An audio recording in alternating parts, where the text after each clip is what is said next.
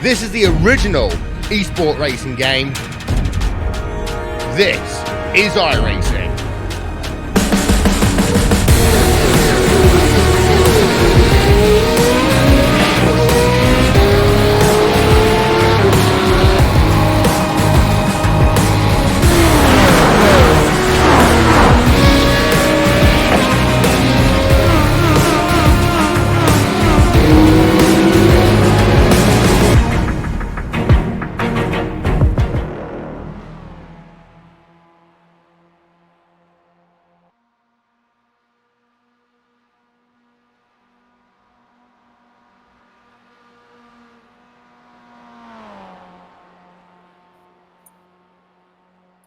Hello and welcome to the iRacing Esports Network and the BSR MX5 Pro Series presented by Apex Racing TV. My name is Sam Fitzpatrick and tonight I am joined alongside by Alex Simpson.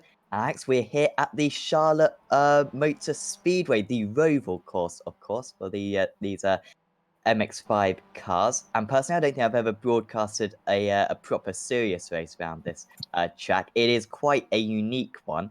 And, incorporates a lot of Roval characteristics, so to say. Yep, hello everyone. Yeah, I'm stepping in, just covering for Tyler tonight as he got called away from work, but he'll be back next week, don't worry. And Charlotte Oval, the new one. I mean, I don't even think I've drove around here yet, to be fair. I remember the old one was good circuit, good fun. This has obviously got some similar characteristics to that. The sort of back section pretty much the same how they come off the sort of the oval and into the infield. A little chicane at the back is kind of a new feature. I quite like the idea of a race around here. I think the MX5 is going to be pretty just going to use this track really, really well. And actually, I don't think it's going to be as easy to sort of slipstream and overtake as we think. I think we're going to see some great battles. I think it's going to be a fantastic race today. A lot of walls close to the circuit, especially in that first half of the lap. So watch out for maybe these 4 starts that we have today for a collision or 2. Remember, 4 races in this race. The grid for race 1 will be decided by the qualifying that the drivers are just completing as we speak. And then races 2, 3, and 4 will be random reverse grids from the previous races' results. And should provide a lot of action. So you always often get 4 different winners. In fact, certainly never commentated on a race in this series where we've had 2 of the same winner. So it should be a fantastic fun. The drivers just completing their lap times at the moment. And it looks like it's going to be a Swift Cooper Esports front row as it currently stands. But as the timer ticks down, we'll go to the grid. Of course, could be a bit of an awkward start here. Bit of a banked start-finish line. We'll see how cars the always can seem deal to with it. cars always seem to sort of fall off of the Yes. grid, don't they? It's a bit weird. There we go. Yes, anyone who remembers the rookie Mazdas on iRacing will be very familiar with that one. Jason Cooper starts on pole position for this race 1 of the evening. He's joined alongside on the front row by Kip Stevens. Jamie Ayres starts in 3rd place with Luke Cooper in 4th. And that's Ashley Beard, Jack Ashton, Niles Carstensen, Steve Hefford, Nick McCann, and Adrian Henry rounding out the top 10. Then it's Adam McNally, Ben Sharp, David Hampson, Pete Van Gool, Martin Sampson, Ralph Cullinan, Andy Maxwell, Charles Kellyman, David Ayres, and Scott Malcolm. That is the top 20, and the rest of the field will scroll through for you now. Ben Sharp, top of the AM drivers, by the way. Watch out for that battle. We've got a long line of 7 consecutive AM drivers from 15th down to 22nd, but this could be turn into a bit of a team race, I feel, Alex, with the slipstream effect. Are you going to see some team games out there? I dare say you'll see a little bit of it. I mean, there always is in this kind of series. You know, they'll work together to try and sort of either hunt down some people or at least to defend. So yeah, I think it's going to be good. Here we go then. Absolutely. Here we go. Jason Cooper from the pole position. Stevens alongside him.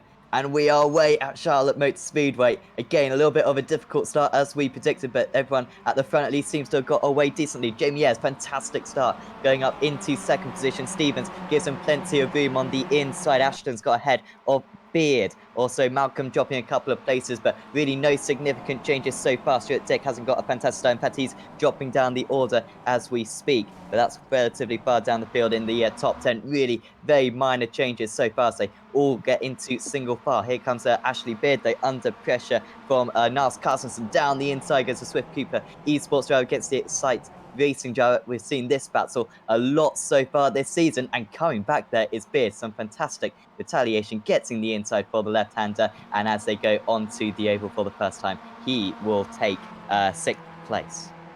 Oh, it disappoints me there's no fence to hit anymore as you come back onto the oval.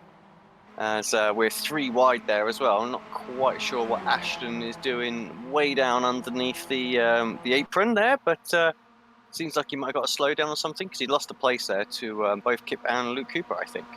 Through the chicane they all come for the first time. Should be Let's just flat sort of out to check. that chicane. Oh dear, we got Oh! a big crash. That's McNally and Cullinan and Ben Sharp as well has got involved in that one. I think there might be a few others as well. But that is what we kind of expect from that chicane, ever so narrow through the corner, and we're still hearing some tyre squealing out there and cars spinning around.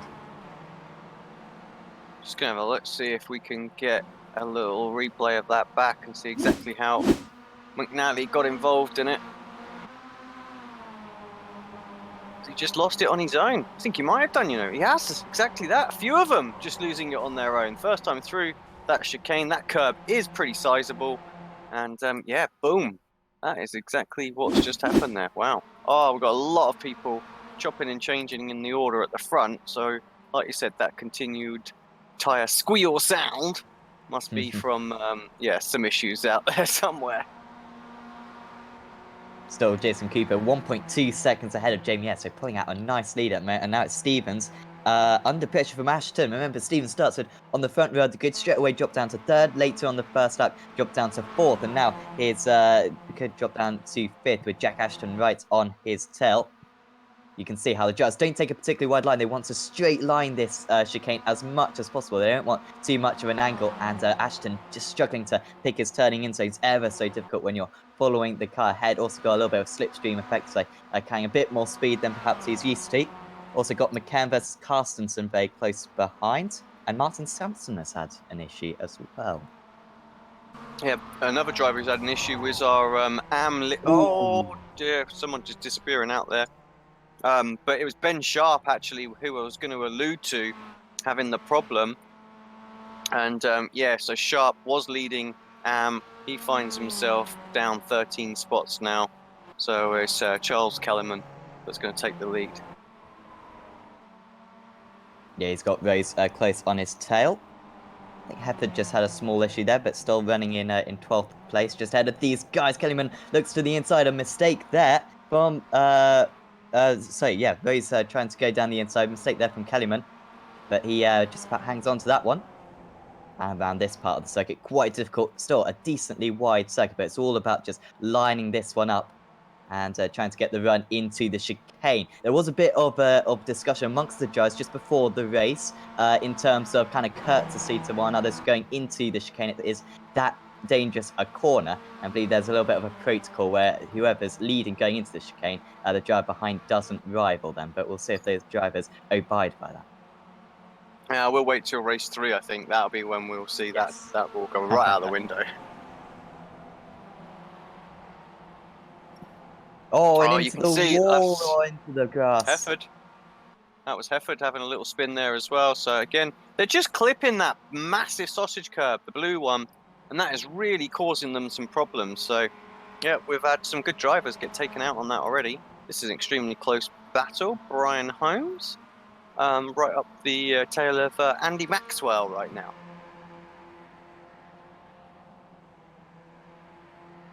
Yes, tight battling between these guys. So Joe trying to get past, but of course they are catching up a little bit to the drivers ahead as well. Trying to figure out what happened to Holmes because he's down. Oh no, sorry, he's not. He's up 13 spots, isn't he, Holmes? So yeah, perhaps a penalty that I wasn't aware of. That perhaps he's had to come from the back. So good, good recovery drive for him in that case. Yes, absolutely. But kind of needs to start to pull away. Billy Rose got ahead of Peter Van Gool just ahead of this. And Rose still trying to fight that one currently.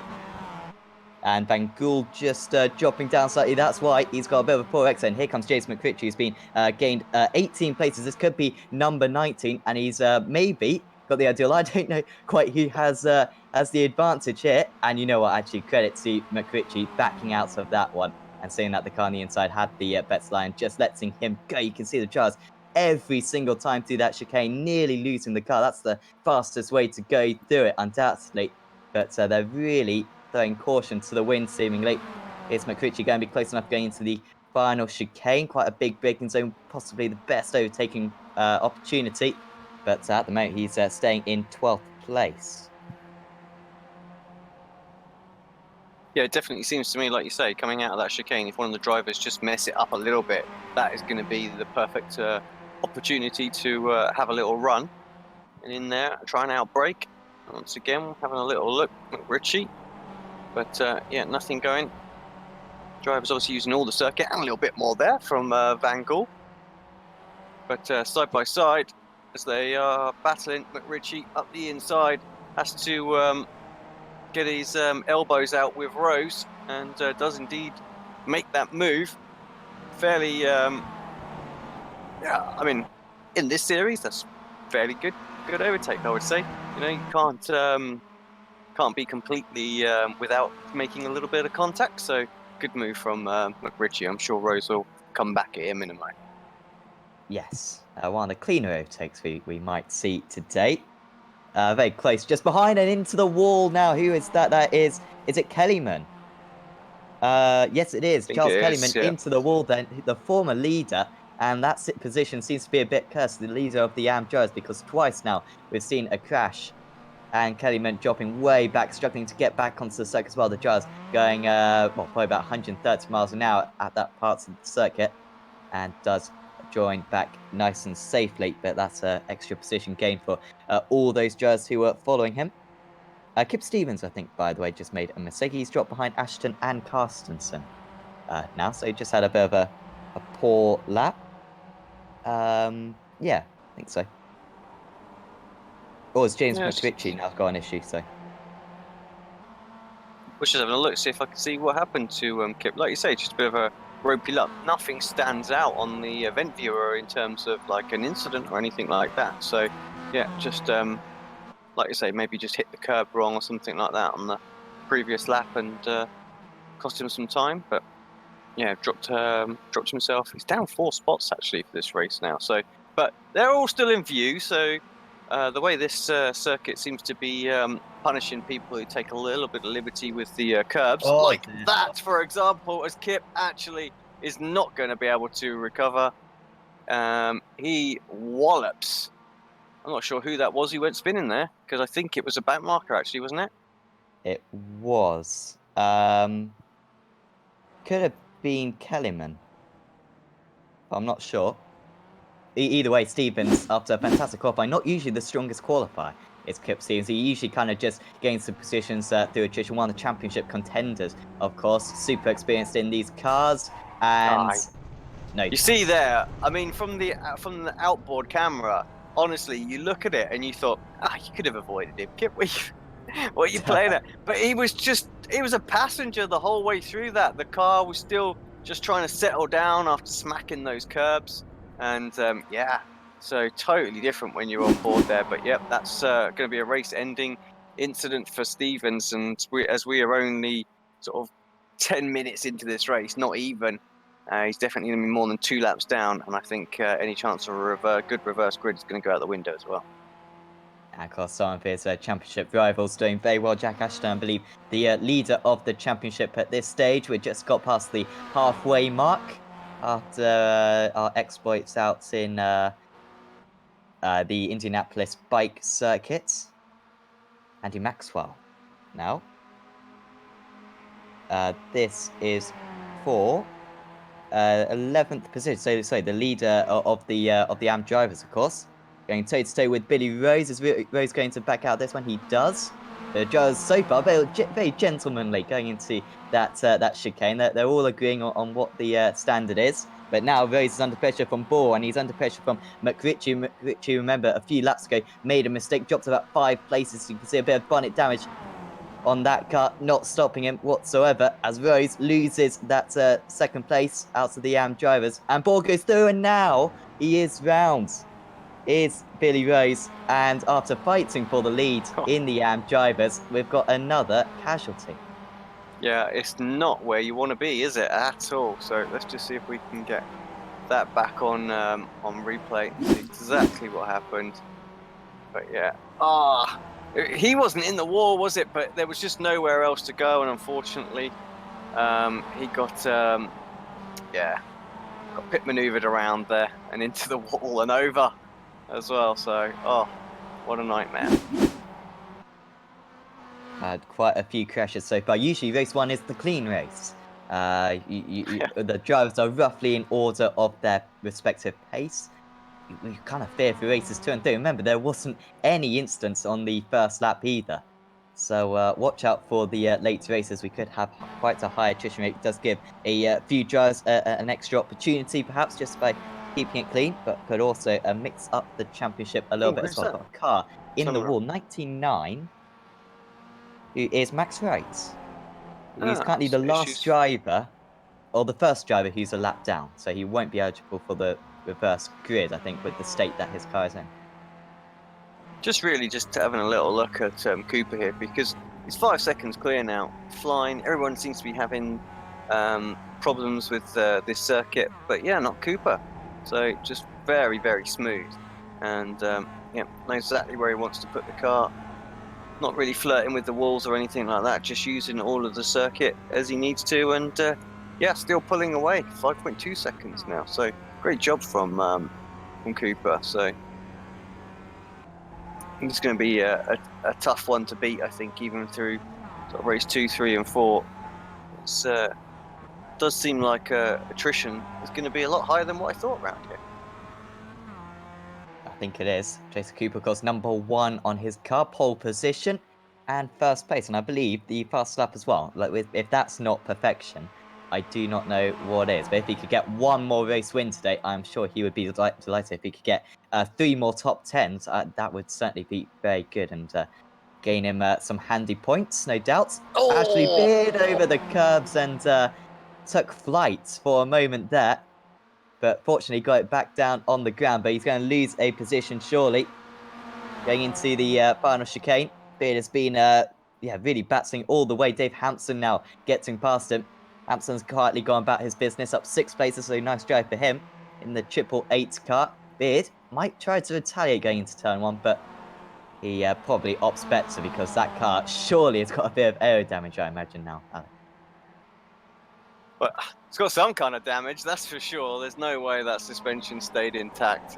So I am actually going to pop on board just to see if that car is tracking, because you can get away with some of those on iRacing. That's big, yeah, fair bit to the left there. So I mean, if we were on the oval, then that's nasty. So yeah, he's just trying to hold on to it here and bring it home. But it's got 1 minute and 10 seconds, so I think he's going to be okay. What's going on at the front, because the battle for second place is actually pretty tasty. This is between Jamie Ayres and Luke Cooper. So Ayres had a little bit of a margin a few laps ago, but that's come right down. So surely Cooper is going to try and put some kind of maneuver on within the final couple of laps as we come through the final sector now. So 1 more lap to go. Yep, not the longest lap here, about 85 seconds to be precise, at least for the race leaders. And Cooper, well, on that last lap, Cooper was a little bit faster, about a quarter of a second faster than S. Doesn't look like it's going to be enough. I can't remember ever Jason and Luke Cooper finishing 1-2 in a race. So this would be quite an awesome achievement, I imagine. I'm not sure if brothers have ever been able to do it. Yeah, I don't know. I'm not sure even with my sort of history of the series if I've ever witnessed them do a 1-2. But yeah, I think Ayres is trying to spoil that fun. He's looking good, I have to say, actually. Cooper hasn't been able to close up too much this lap. Another good battle that's going on for the final lap of the race as well. This is between Nick McCarron and that is Sampson ahead of him, although Sampson now pulling away, so it gets that maneuver done. Here we go, though. I don't want to miss Cooper coming across the line, but we need to stay with it. Oh, big mistake from Ez. Here's the 1-2 that we so wanted. You don't do that on the final lap. He's absolutely toasted his car as well. It's in flames, burning, trying to chug it back to the pits. Will he make it? I don't know. This man doesn't care, that's for sure. Jason Cooper wins race 1 at Charlotte Motor Speedway. He beats teammates and brother Luke Cooper to the line, 1-2 for them, and it's Niles Carstensen rounding out a Swift Cooper Esports 1-2-3. And well, I imagine they would have had a script for that race, but by no means would they have thought it would be read out as Jamie Ayres crosses the line. Is that the line? Well, he's done remarkably well. He's finished in 6th place there with half a car for the final few meters. A bit of a Talladega Nights situation there, I think, with basically running across the start-finish line, but just about made it. And here comes route to Ben Essen then. He is against Jeroen Ursum. And Essen, can he get the run to the line? Well, fortunately for him, the checker flag comes up pretty quick, and Wout van Essen does beat Jeroen Ursum.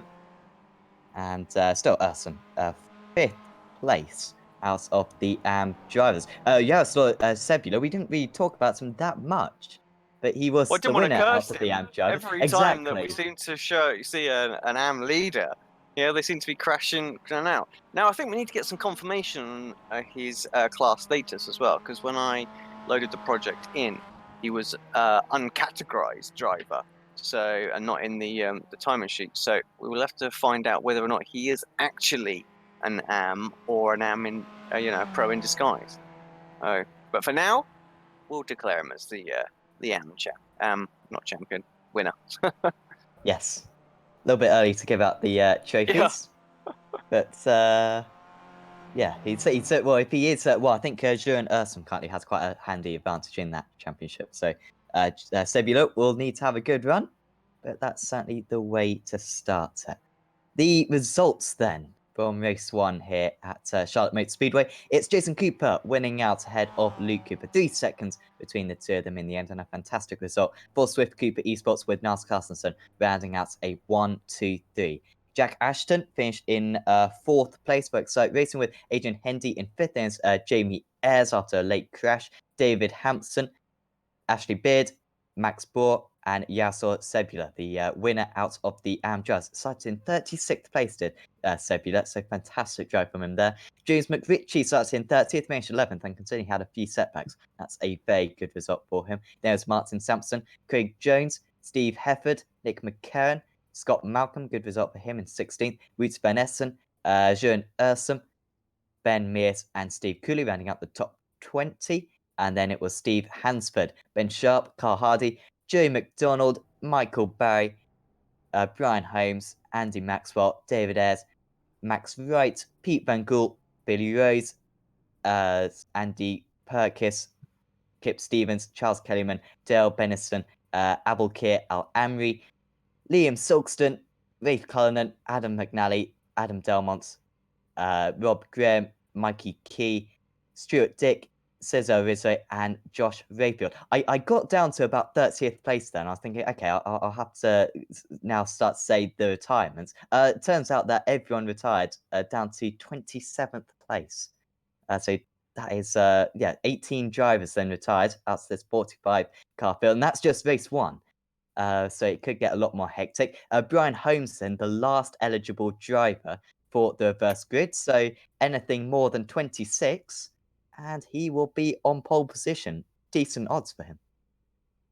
Yeah, well, let's bring the wheel up and see exactly who it is who's going to get that pole position.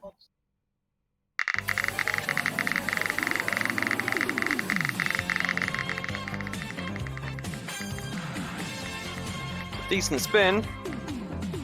It's a full -1 at the moment. May it tick over to 40th? I don't think it's going to matter. It doesn't. It stays on -1. -1. So that means Michael Barry will be on pole position then. Unfortunate for Brian Holmes. But yeah, -1. Michael Barry, who was 1 lap down, but he will be eligible for that pole position. Joe McDonald will start alongside him with Carl Hardy and Ben Sharp on the second row of the grid. We could be in for an absolutely terrific race too. Certainly hope that you'll join us for that one. It'll be in about 20 to 25 minutes. Before we head off, Sam, I just brought up a bunch of crashes, so I just thought maybe we'll have a little Awesome. look and see what we can find, some of the earlier ones as well. So, no,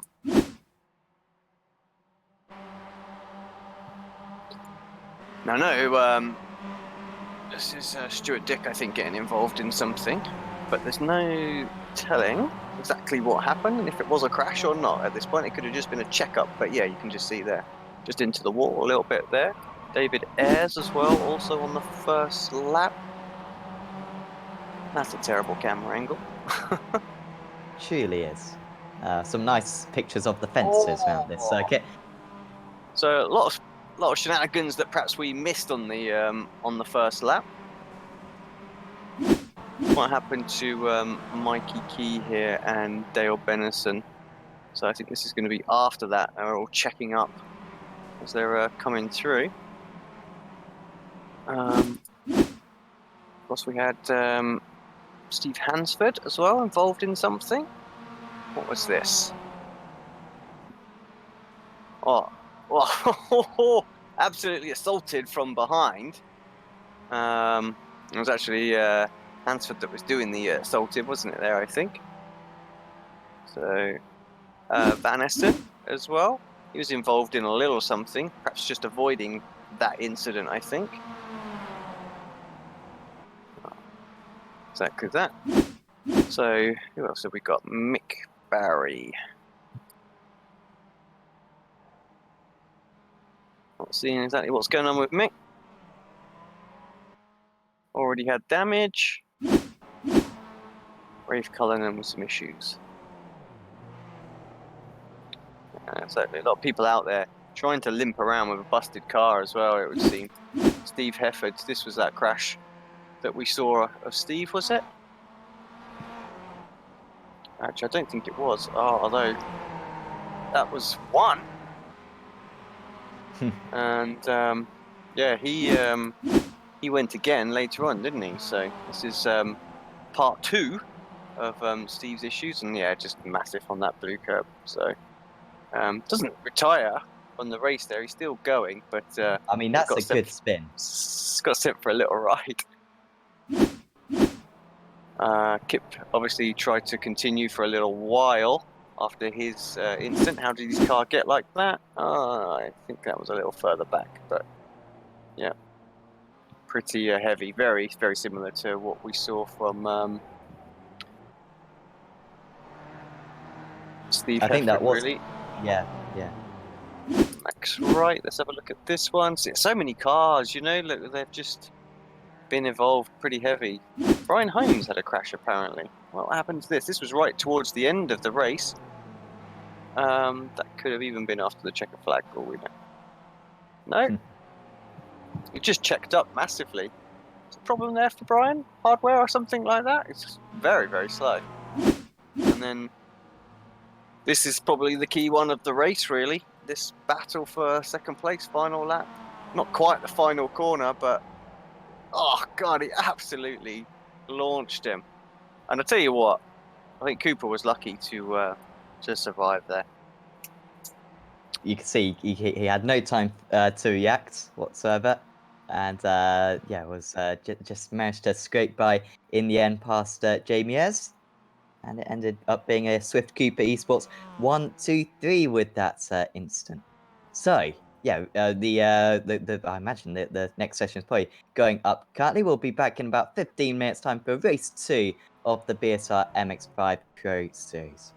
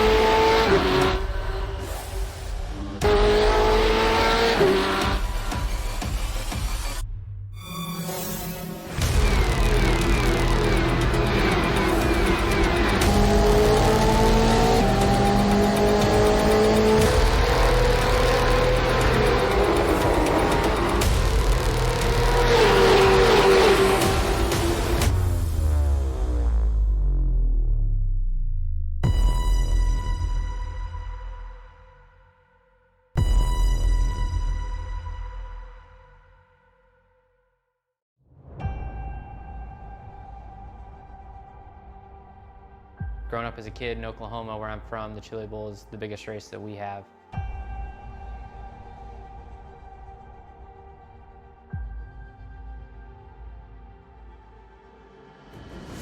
The Chili Bowl has kind of been my favorite race of the year.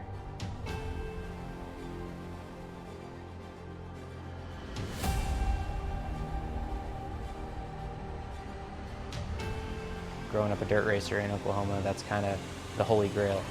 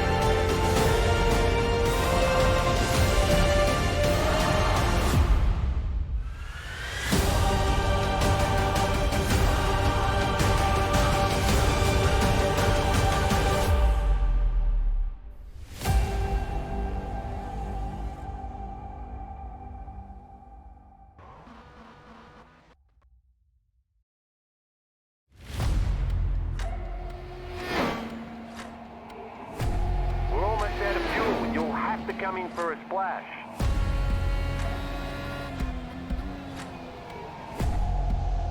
Three, two, one, now.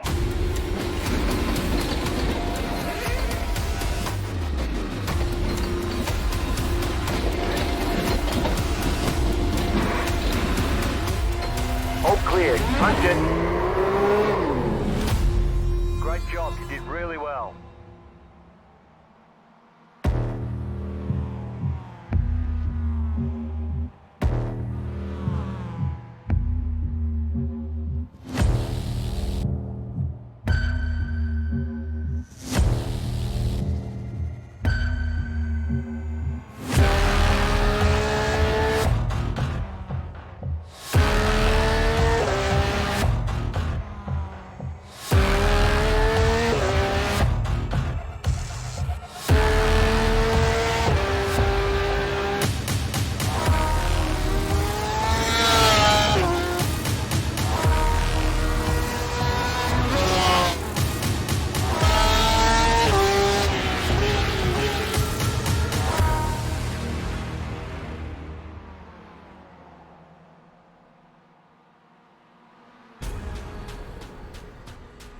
The most realistic online racing sim ever made.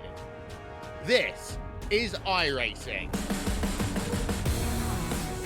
Detailed laser scan tracks, fully dynamic real world cars, and over 50 series to choose from. 6 online world championships offering over $100,000 in annual prizes. This is the original esport racing game. This is iRacing.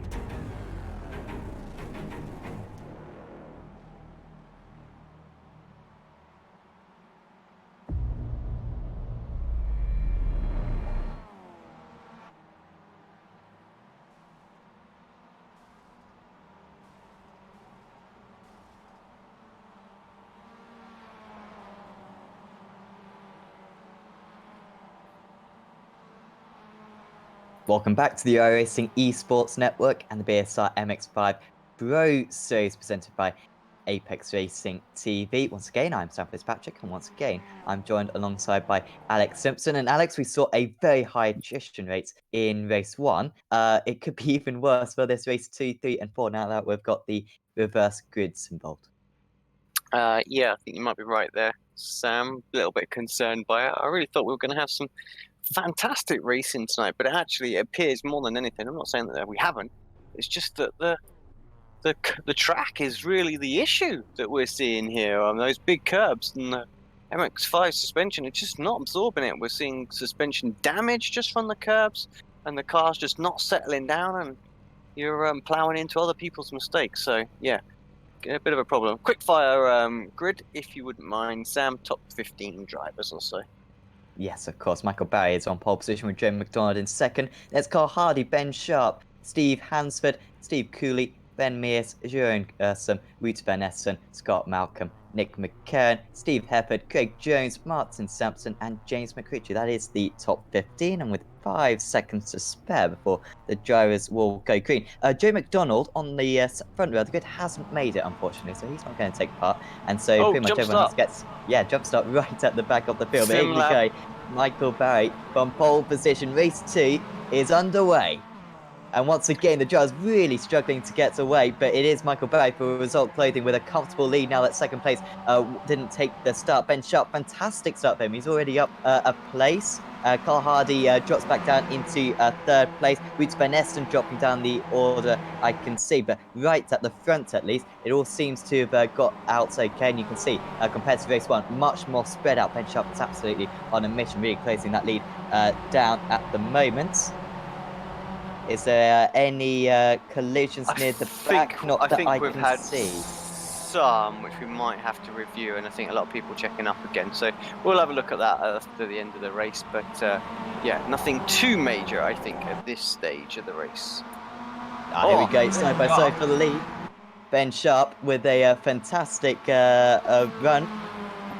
And yeah, Michael Barrett just dropping behind there, just around wide a little bit, going onto the oval and really losing out there. Now, Ben Sharp in the ideal position, started this race from third on the grid, but has had an awesome first lap, and you can see he's already starting to pull away from the rest of the field. Yeah, and that was a fairly cool, calm and collected first chicane, wasn't it? As he got the lead there, we were on board sort of looking back from his gearbox, and the car didn't really rock or anything like that, so he's not going out there and attacking those big sausage curbs like some are. And Mick Barry struggling there with the line in that final few corners, and actually Carl Hardy got a very, very good run there, and I'm not surprised goes for a move in turn 1 there. Yep, so the iRacing, please change that camera. We need to get rid of that. Clearly, the person who put that there didn't have all the graphic features turned on. There's a big, massive sign straight in your face. So, yeah, we'll perhaps try and tweak that out for the next time we're at this circuit. But yeah, an interesting camera choice, that's for sure. Yes. Huge gaggle right here. Sorry, Sam, to cut you off. Yeah, no problem. I know how much you love camera talk as well. Oh, honestly, chat about cameras could go on for hours, as now we've got drivers spinning round, and that is Yasser Sebula, I believe, dropping down. Liam Silkston, certainly one of those drivers. So just a small collision with the wall there. We've seen that so often where the driver just running wide, hitting the wall, and then kind of bouncing back onto the circuit and getting other drivers involved. But you can see Liam Silkston, I think he might have a bit of damage. Well, you know what? From what I can see, a very clean car at the moment, but he could well have some underlying damage there. Are the drivers going to be courteous here? Just about. Silkston didn't want to give that one up, and we've got moves midway through that one. Who was that in the I need to see who that was. Oh, I'm not sure. Almost over the tyre barrier there. That was a proper dismount. It wasn't Van Gaal. Cullen? I don't know. Well, yeah. Will that come up on the event viewer? I guess it won't. It doesn't have all 4 wheels in the air in the event viewer. That isn't something that it's looking for. Car has gone into orbit. Yeah, but whoever it was really went for it. But yeah, alas, couldn't find it, I'm afraid. McRitchie going for a move. So he's now up into 6th place, up 9 places from his start. Missed into the wall there just behind Mick Barry, who started this race in pole position, but he's quickly being shuffled down and just struggling to really find any kind of rhythm there. Just seems to be going in a little hot to some of these corners, just Mick Barry, and drivers are just getting much better run out of the corner. This could be a spin.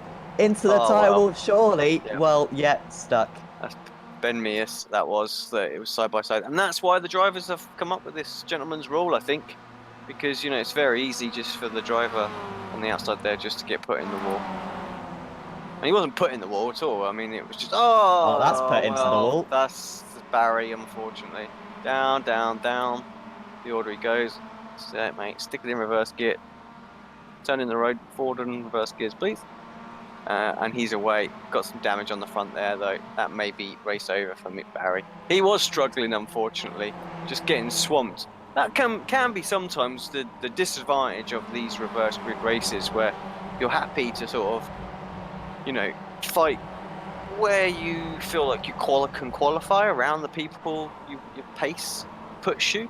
So, if you're sort of in and around the sort of 25th, 30th place, you're happy because everyone's that same sort of ability. But then when suddenly you get thrown in the front and you've got all sorts of people coming at you, it's very, very difficult to just, even get the basics right sometimes. And yeah, like I say, Mick just struggling, I think, in that one, just under a lot of pressure, constantly looking in the rear rather than looking in the front window with what was going on. Side by side between Ayres and Hansford. I believe that was Hepbur's into the back almost. Almost spinning around there is the Excite driver. So Hepburn then is going to go past Hansford. So Hansford starting to lose some places. Who is that going around the outside? Number 23. Absolutely storming round there. And that is Ashley Beard. 28, apologies. And, well, in the end, has slot in third in line. Hepburn trying to make a bit of a break for it now, but expect Beard to soon get past Bohr. Hepburn really a nice turn of speed there for the SimLab driver, pulling out a comfortable margin. It's still Sharp leading the way, 1.5 seconds ahead of McKern and McRitchie, but McRitchie was 3.5 seconds faster than the race leader on that last lap, so Ben Sharp clearly with a mistake. As Jack Cashton still trying to get these up at 11 places so far. Old Ashton and his picture. Come on, Jack, give us something. We do this so that we can see everybody's lovely faces and get to know the personalities behind the car, and we get a picture of your Metro. Oh, I don't know. I mean, you can also have animated stuff, and honestly, I am You can do an animated GIF, exactly. So, got to be careful though with that. Who knows what we could click on? So, yes, I'm sure yeah. that will not be tolerated on the Anyone iRacing wants to Esports do Network. this on exactly. Anyone who wants to try that on the iRacing Esports Network. I don't think you'll be in the series much longer, that's for sure. Jamie is dropping down. He's gone. Let's see if I can't see exactly what that was all about. That's one of the front runners. Oh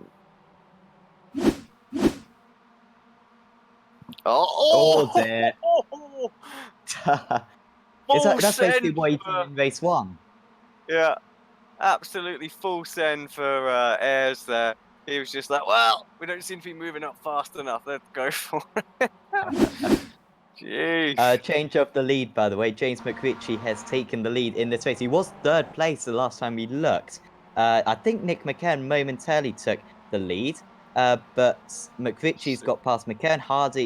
Sharp made a mistake, I believe, or is just really struggling for pace. Maybe a bit of damage for Ben Sharp. But either way, it is James McRitchie who started this race in 15th place, who now leads it.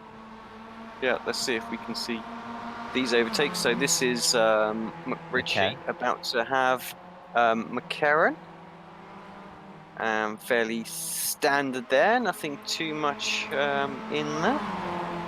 Let's see if we can find this overtake for first place as well. And actually, it's almost going to be straight after as well. Gets a very good run. Does he through the chicane? Yes, he does. Sharp on the low side.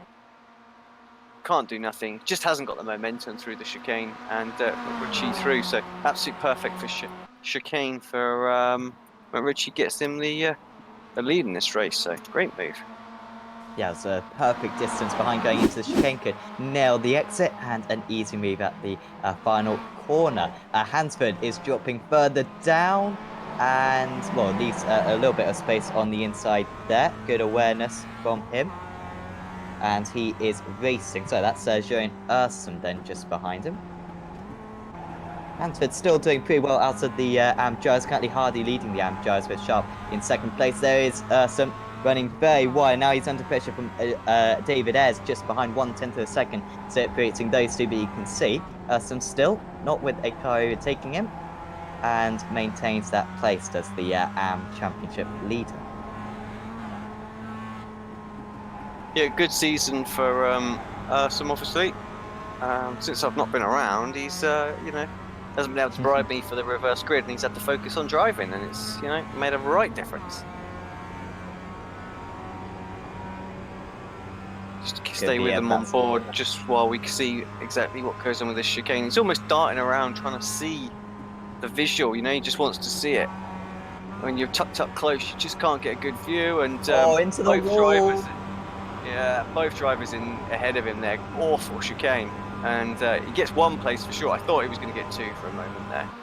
Scott Malcolm was the Joe who went into the wall. Has had a terrific day, Scott Malcolm, but a self-mistake there, and it's really cost him badly. That was someone just going down the inside. I think that was maybe Chebula just going down the inside. Nice move from him.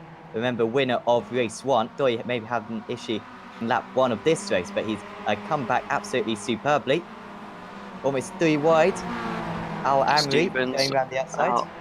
Yeah, Stevens, Al Amri, and Malcolm fighting back.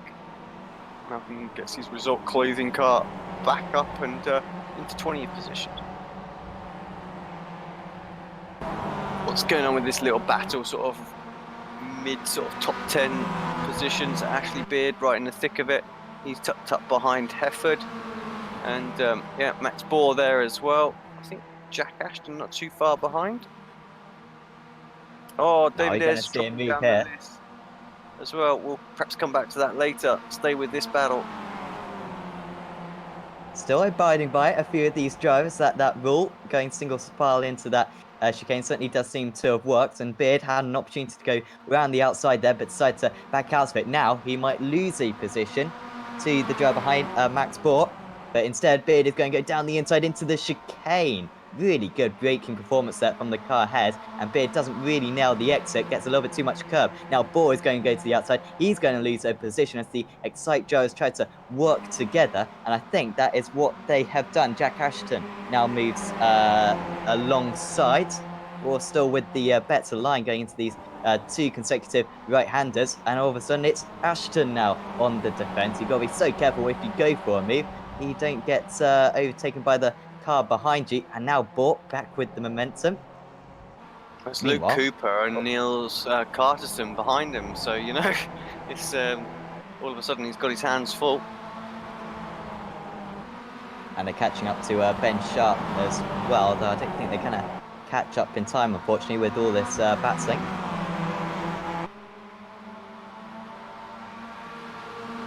Beard with the better line. 2.5 minutes to go. Like you say, Beard with a good line there. But really needs to get as close as possible. He's not going to do anything here. Like, I think you're almost at a disadvantage if you come really, really close behind someone here. I mean, obviously you want the slipstream. It's a big puff of smoke, so someone obviously not having the best of chicanes. And actually, Beard got a very, very good run and surely has an opportunity on Steve Hefford here. That Simlab car trying to defend. Going to have the outside, but that will turn to the inside, and he'll have the inside for turn 1 as well. So good defensive driving from Hefford. He thought about that and thought he'd give up that final sort of sector, knowing that he should be able to hold on through sector 1. And now Ashton finally gets the move done on Bohr. It was a long time coming. I say a long time to come. It took him about a lap, but very nearly got it done at turn 1 on the last lap, and now does get it done on this one. He can set his sights on his very own teammate now. Now Bohr's going to lose a place to another driver here, Swift Cooper, driver of Luke Cooper. But these guys are really racing well, I must say. As you were saying earlier on, how this could be a really fun race, really high quality driving, and that's kind of what we're seeing in this battle. A lot of space given by each of the drivers. exactly. This is kind of what I expected. We're side by side again. Hefford struggling. Oh, he tried to get down in between the two Excite guys just so that he couldn't get freight trained. Didn't quite manage to do it. Is he going to concede into the chicane? I think he will. Like you say, that's 2 places lost. So a bit of a bad exit on the infield for Hefford, cost him dearly. Actually had a pretty good sort of hop over the curbs there. One of the someone's just staying out of the way there as well up top, which is good. Yep, I think that Letting was these lead group go through. yeah, it's just Stuart Dick doing a good job at staying nice and high on the oval part of the course there. Just checking in really with Carl Hurley, who is obviously leading AM category. We've got just a few seconds left, so this will be the final lap of the race. Ben Sharp is 0.6 of a second back behind him, so good battle for first in class. McRitchie and McCarran, that's not going to change unless there's a mistake on the final lap. And what's going on in that gaggle behind? Nothing too much. They're all about half a second apart. Let's stay with this for a moment and see. As Richie, half a second, are we going to get any mistakes from the leaders on this final lap? Doesn't look like it at the moment. Carstensen and Cooper relatively close to one another, but they are teammates. They don't expect any changes there. But out in the lead, James McRitchie, who had a pretty good race one, certainly showed a lot of pace after a disappointing qualifying, maybe picking up a penalty. But he's really was very strong in. Oh, Sharp has had an issue. So Sharp is falling down the order. Was in always second one. place out of the drivers. But out in the Clearly lead, James giving it McRitchie. everything. McRitchie will take race 2 at Charlotte Motor Speedway in the end, only 0.2 of a second ahead of Nick McCann, close between those two. Oh, And the works. almost They all come completely across the line. alongside Hefford and Cooper. Beard 4 fastest 100s lap of the between race. them.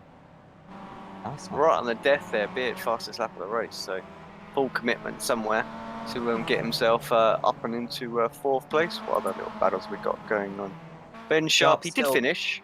Yeah, he got and he second finished place still. second. So that's where he kind of was anyway. So, I know we'll want the more accumulated points, but at least he gets those podium credits still. So good job. We'll look, see exactly. That's. No comment. I mean, that'd be an interesting photo finish. It's safe to say. Then completely the wrong way round, and well, still going on afterwards. But there you go. Not quite sure who that was actually. I think it may have been, was it Silkston and Wright and maybe Cope. But there you go.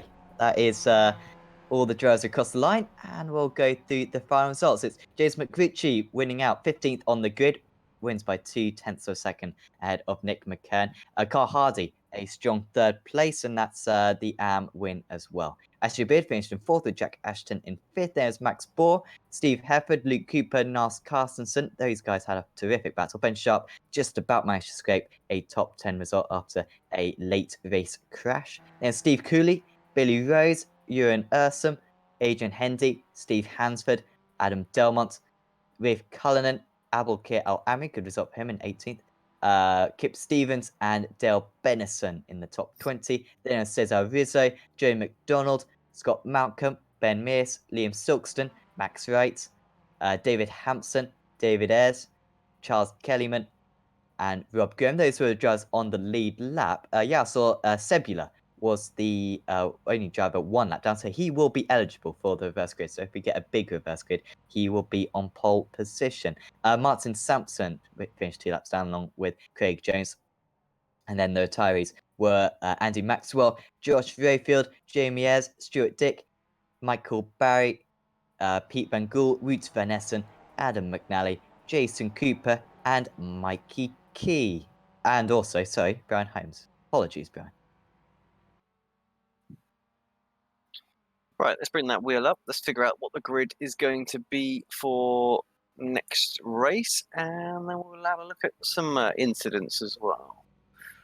Right, we left off from -4, -1. What are we going to get? Well, it's going to be 50th. I'm pretty sure it's not going to make it to 25th. So it's basically a full reverse once again, Sam. Who will that be on the pole? That means that so Sebula will be on pole positions, finished in 31st there, but will be on pole position. Rob Graham will be alongside him on the front row of the grid. So really good opportunity there for Sebula after his earlier AM win to perhaps claim another. Right, let's have a look at some of these incidents. So this is Carterson, I guess. Oh, this was right at the start. The Swift Cooper guys that were 1, 2, 3 having to get out of it a little bit. So tyres obviously just a little bit cooked from the wheel spin start. I think a few people very similar to that as well.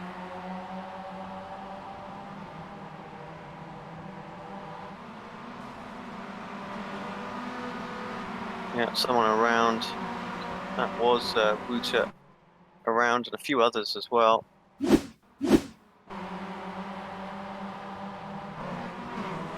definitely was a few crashes on that first lap. It's not as clean as we thought. There we go, exactly what happened there.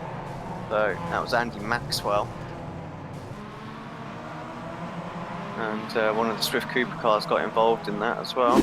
There was a lot on that first lap this time, Sam, actually. Everybody just checking up, I think. Let's go a bit further on, see what else we can find. So Jason Cooper crashed an absolute boatload of times, all in a row here. So that's that. I'm guessing he's got damage from that. Yeah, he has. That's why we didn't see Jason feature in the race too much. Sebula, what happened to him? I remember I was talking about this one. That was, did he get turned just around here? Yes, it was. There we go. Saw door contact and then spun with the result Cloven car. What happened to Craig Jones? It was Craig Jones he was involved with. Jump on a little bit. Brian Holmes. Let's see why Brian had retired from the race, shall we? Maybe we won't. It doesn't seem to want to show Brian for some strange reason. Oh, here we go.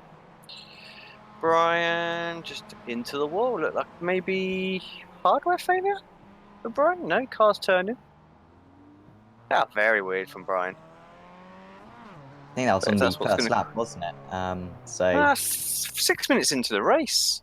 So yeah, I'm not sure. Well, it says lap 1 to me, and he finished dead last. So maybe issues connecting to the race in the first place. Martin Sampson, what happened to you, my friend? I'm not sure that was the car that went flying, but he certainly did go flying. And yeah, he's not the first tonight, and he is not going to be the last, that's for sure. Dave Hampson, what happened to Dave? I think this is going to be a very similar sort of situation. Woof! Yep, exactly that. Just catches the rear suspension. Car can't handle it. So, let's look at Jamie Ayres' one more time. I know it's a repeat of what we've just seen two of, but yeah, Jamie did do it proper good as well. So sorry, Jamie. Don't mean to.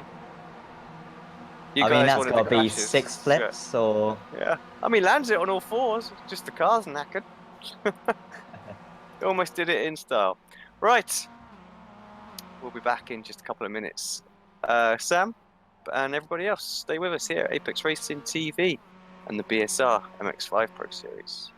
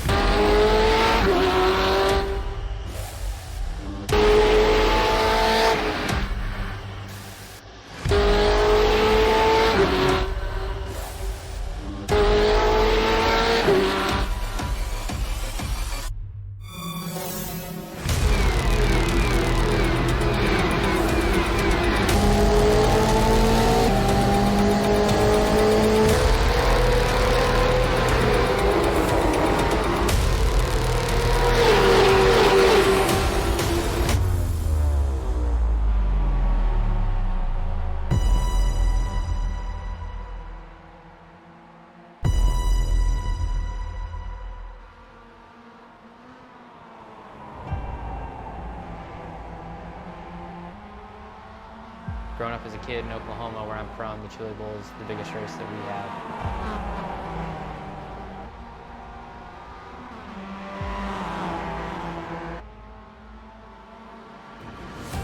The Chili Bowl has kind of been my favorite race of the year.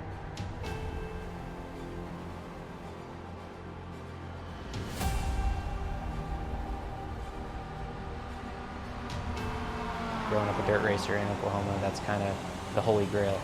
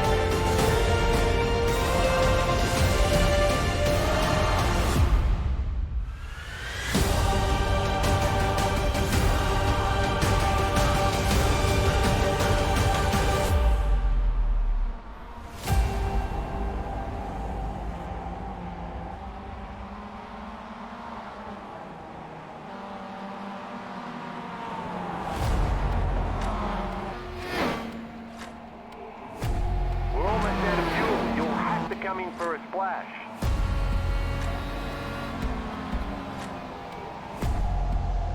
Three, two, one, now.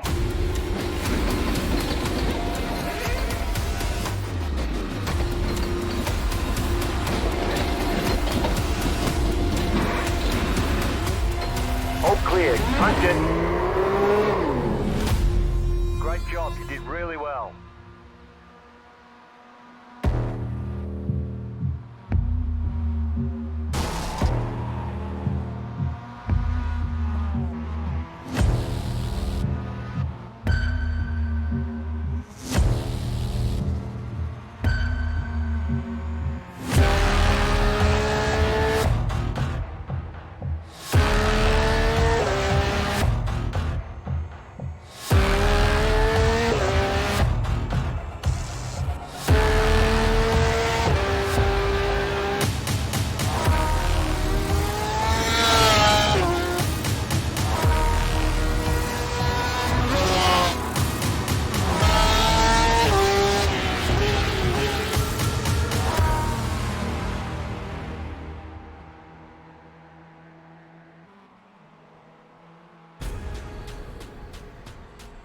The most realistic online racing sim ever made.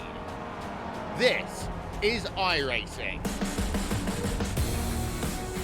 Detailed laser scan tracks, fully dynamic real world cars, and over 50 series to choose from. 6 online world championships offering over $100,000 in annual prizes. This is the original esport racing game. This is iRacing.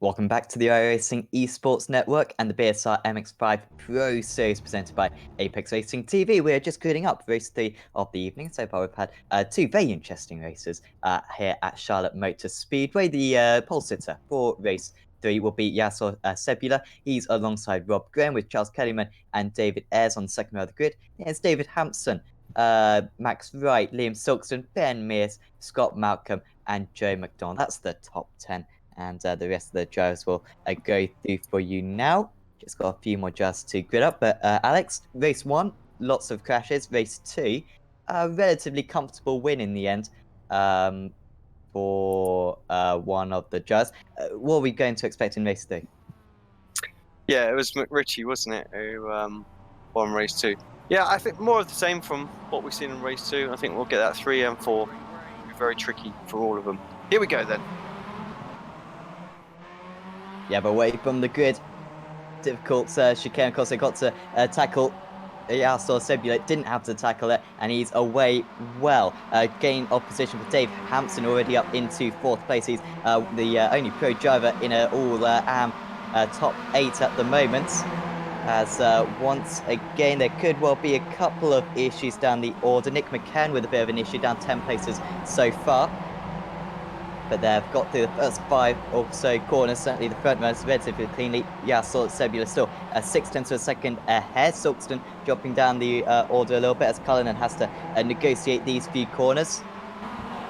And just about establishing themselves in the second part. You can see once again the field really spreading out in front. The front runners getting a terrific start. And Yasser Sebula, that is the perfect start for him. Yeah, that's what he wants. Nice 7/10 of a second. Rob Graham has kind of built up a 1.2 second gap as well. So these guys definitely flying away. Rob will want to try and go with him. Gives a very wide berth to the sort of the right-hand side of that curb in. Does seem like that's the one that will get you, but obviously the blue as well on the left on the exit. Very tricky. Any crashes? All Yes, bench there sharp. absolutely is. Yes, a couple of drivers there involved in something. I think that's teammates, potentially Stuart Dick. Dick, yeah. Also Sharp and McCann, and maybe even McNally as well, getting caught up in incidents. Ah, it was McRitchie. You're right. That was, Oh, it was? involved Okay. in it. So yeah, you're right. Absolutely, teammates there. Shame for James McRitchie after that race 2 win. But still, some well, yeah, it's going to be a tough race for him, starting really far near the back. Unfortunately, will not be eligible for that first grid. So Graham's got a bit of a queue behind him. He's doing a good job at the moment for Yasser Sebula. They're not teammates by any means, but certainly he's doing what he's being a good a block at the moment, as we see side by side between Hampson and Clayman. Hampson up into 3rd place.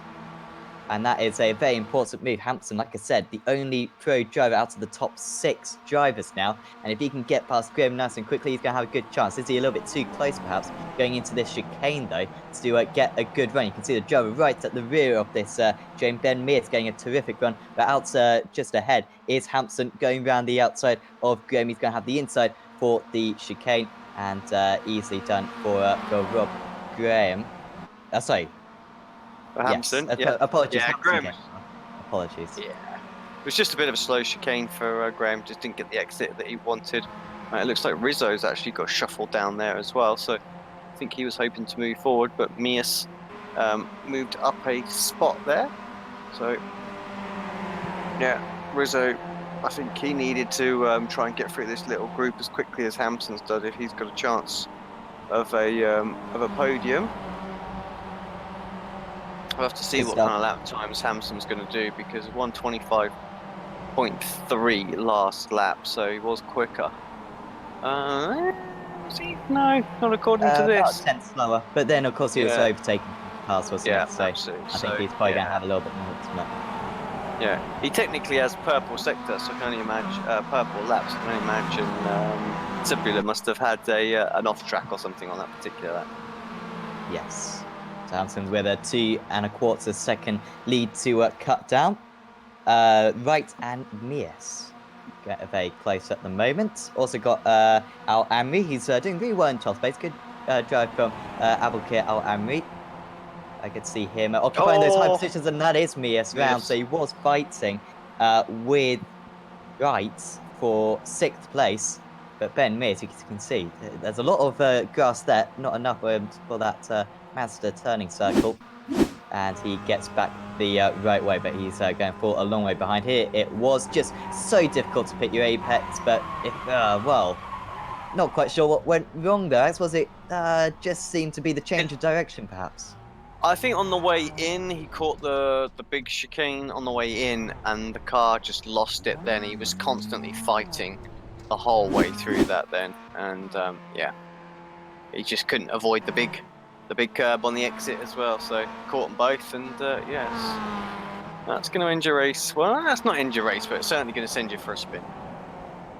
Really quick lap that last time out for Steve Hepper down in 13th place. The fastest lap of the race was 2 seconds faster than some of the drivers he's currently behind. And so you can see this big pack all the way down from Rizzo down to Hefford, really starting to pile up. That's the about for 6th down to 13th places. Josh Rayfield up 15 places. He's our biggest mover so far in this one. He's going to have to hold on to this though, because well, I guess he's worked his way through this little group that we're seeing chasing him right now. But yeah, good drive from him. A few position changes going on here. This is why this is Adam Delmont. He has not had much fun out of that chicane as well, I think, by the look of that. Was running in 12th place. So was part of that big pack that I was talking about, that big pack from about 6th down to 15th place. But he's not a part of it anymore. Here's Al Amri. Still trying to put some pressure on the cars ahead. That is Stevens and Wright just ahead of him. Stevens up 5 places from his start. Wright falling back a little bit, was overtaken by Rizzo, and really under pressure from the drivers behind. Hepper's just got past Malcolm. Cullinan's just got past Malcolm as well, just behind these guys. And so they'll quickly go catching up to this trio. Now Dave Hampson with the fast lap of the race in 2nd place.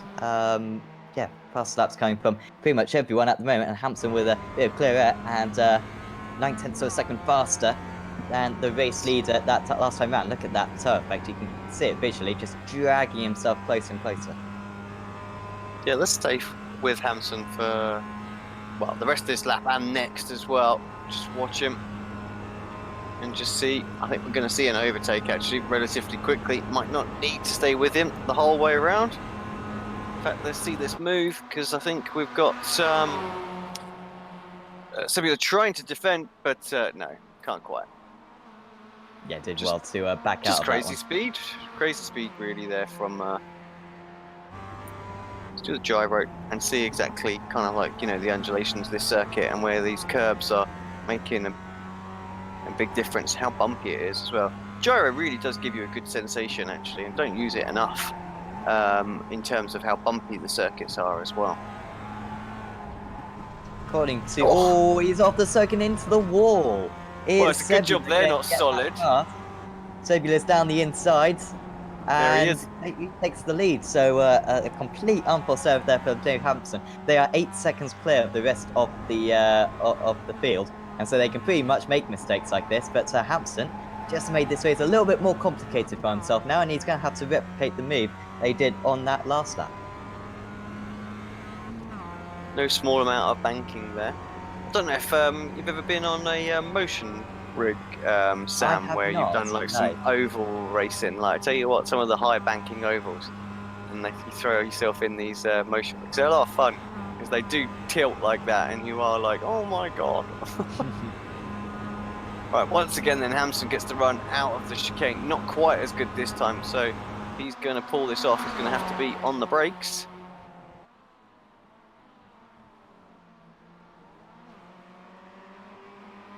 There you go. This time, he'll try not to hit a wall. Like you said, fortunate that they're not particularly hard walls, unlike the ones that they just passed, or the ones that they're going through right now. But yeah, just a lack of concentration perhaps on that last lap. But Dave Hampson certainly on course for a race victory now. Graham is under pressure from Rizzo and Ayres and Kellerman. And seeing these guys are madly close as 47 into the wall, and some clearly some staying damage. That is Rizzo. And he had been making some nice moves, Cesar Rizzo. Oh. And now round again. And, oh dear, that's going to involve more cars. Charles Kellyman gets involved. Also Kip Stevens, I think, as well. Darting around, trying to find a place, you know, a line through there. Billy Rose. Just a bit unfortunate, I think. Oh, still sideways is Rizzo as well. So, yeah, he's giving it large out there, that's for sure. Just to remind everybody as well, as you can see on the screen, Pro is your blue drivers, green is for your AM drivers. Somehow Rizzo only lost like 1 place in that, but I think that damage is going to cost him a bit more later on. Carstensen ahead of Hefford just in the background. So this one has really opened up Carstensen and Hefford up 16 and 17 places respectively so far. As Max Wright, I think, has crashed at the chicane. He's certainly dropping a lot of positions currently. Yeah, And there he exactly is. that. Yep, sorry Max, no need for us to see that. I'm pretty sure we know exactly how you've done it there.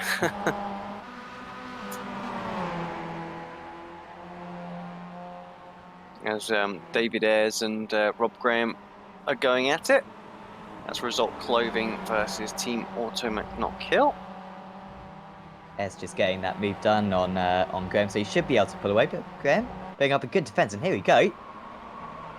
A fantastic slide. Can he hold on to it? No. Well, maybe if the concrete wall wasn't there, it could have been a miraculous drift. But instead, it's in the end just quite upsetting for him, and he's dropping down the order. So that helps out Abdelkir Al-Amri, who certainly is my driver of this race. He's up into 4th place. Could get a podium here, could Al-Amri, and certainly since I've started competition, he's not got a podium. But here he goes to the outside. Now, are they going to abide by the rules? Alex was saying earlier on, race 3 goes out of the window. Well, you know what? Al-Amri has got such better straight line speed. He's straight past, and lots of curve though there, and he's just kept it out to the wall. Could be some big damage though on that car, and disappointed for Al-Amri because he was having a great run. Ah, that steering's fine. Maybe not. Maybe that's straight when he's going around a corner, and maybe not. Let's see what it's like as he comes out of this section. He's not I think scared he's of right. the curves, Yeah, I think he's got away with it, Sam. So yeah, he can fight back and try and get to Ayres and try and get that overall podium position. Of course, he is 3rd in class right now as well.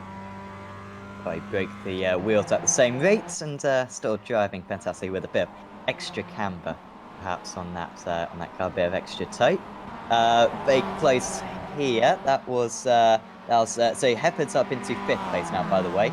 Carstensen is 6th. Rizzo, with his broken car pretty much, is 7th.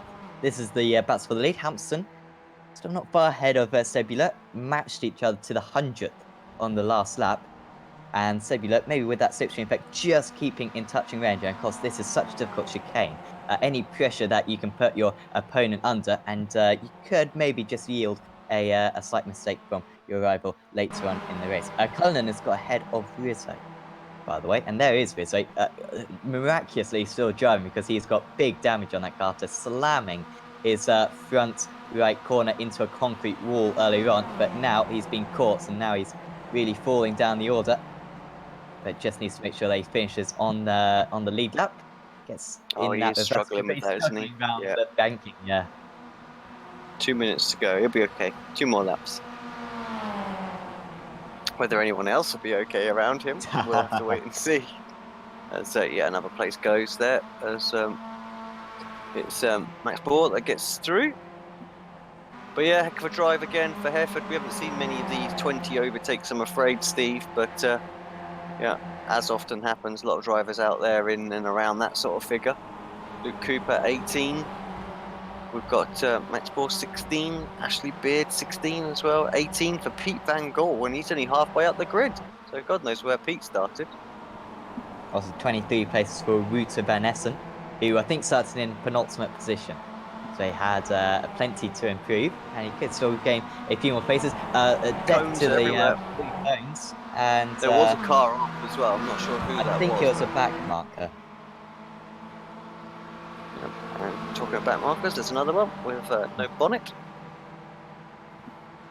What's your thought on some of the new visuals in terms of the damage I haven't quite got the bits falling off the car and littering over the circuit that I want to see yet, but definitely an improvement. Hard yes, I think so. And of course, soon we're going to be able to hit them and all sorts as well. That's a move. Well, there you go. Down the That's inside, it. that was Niles Carstensen. 3 places in space of about 5 seconds. And terrific move there for Carstensen. But no, fantastic that we've got these damage effects. Unfortunately, with my potato computer, can't quite appreciate them yet. But still some good progress being made by iRacing and the new damage model. Gradually being rolled out, and undoubtedly it's going to be a very, very good once it's all complete. I'm gonna have to get a fund me thing set up for you, just so we can get you a computer that can actually see things. I just see dots, very much.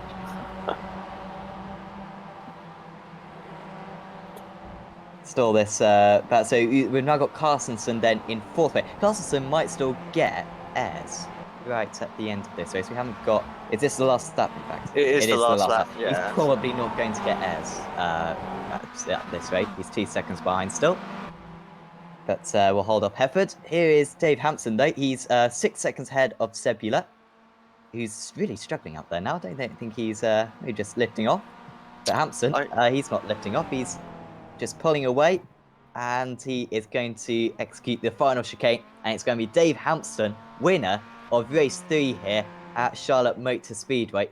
Nice result for him. He made it look very simple. Sebula, yeah, really slowing towards the end. But that's all he needed. Top of the drivers to back up that win in race 1 as well. So good result for him. Ayres will be in 3rd place. Just. Carstensen really closing in at the end. A couple more corners, and he feels like Carstensen may have been able to get that podium, but it wasn't meant to be. Rob Graham, the customary crash on the last lap at the chicane, and he's fulfilled that role. Car number 22, and well, he's going to drag that car back if he possibly can, even if it's only got 3 wheels. Car says no, that's for sure. No. Has he completely lost a wheel then? I don't I know if mean, we can that's what it see looks from- like. Can we get a different?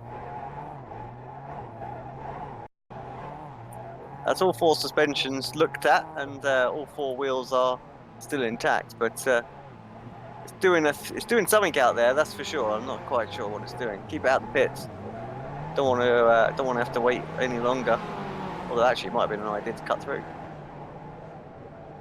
Yeah, perhaps. Would have been short to run. Bit like cars, I think, where Yeah, I think exactly McQueen what it looks like. is Yeah. walking across the a lot of the line. But yeah, disappointing end for him. And unlike others, he's lost a lot of time doing that. Rob Graham, he has got a 100th of the lap to go, and he's crossed the line. Terrific. And he was the last driver on that lead lap. So disappointment for Rob Graham. He started on the front row of the grid. It does feel like a while ago. It was only 15 minutes ago. Shows the action we had in that race 3. Dave Hampson ended up the winner though. 8 seconds clear of Yasser Sebula. 20 seconds between 1st and 3rd. Rare that you'll see that for the entire championship. Ayres took that 3rd place. Niles Carstensen, really good job, up 19 places to 4th. Steve Hefford was up 20 places to 5th. Luke Cooper was up 18 places to 6th. And there's Max Bohr, 19 places gained again. And Ashley Beard, 20 places again. So those guys kind of stayed with one another for the entire race. Then there's Kip Stevens, Rafe Carlin, Dale Bennison, Steve Hansford, Ben Mears, Nick McKern, Roots Van Essen, Ewan Erson, Pete Van Gool, Billy Rose, Joe McDonald, and Jason Cooper. That was the top 20. And there's Abulkir Al-Ami, who was looking like he could get a podium at one point, but a mistake cost him in the end. Finished in 21st. Andy Maxwell was in 22nd, with Jack Ashton having a few issues in 23rd. There's Liam Silkston, Steve Cooley, Charles Kellyman, Martin Sampson, and Rob Graham, those who were drivers on the lead lap. 1 lap down was Craig Jones, Cesar Rizzo, Adam McKnight. Those guys will be eligible for the reverse grid. And then Mike Barry, Adrian Hendy, Max Wright, Scott Malcolm, Josh Rayfield, Adam Delmont, Jamie Ayres, Carl Hardy, Ben Sharp, James McRitchie, and Stuart Dick were the retirees. Right, let's get that wheel up, find out what the reverse grid is going to be for the final race of the evening.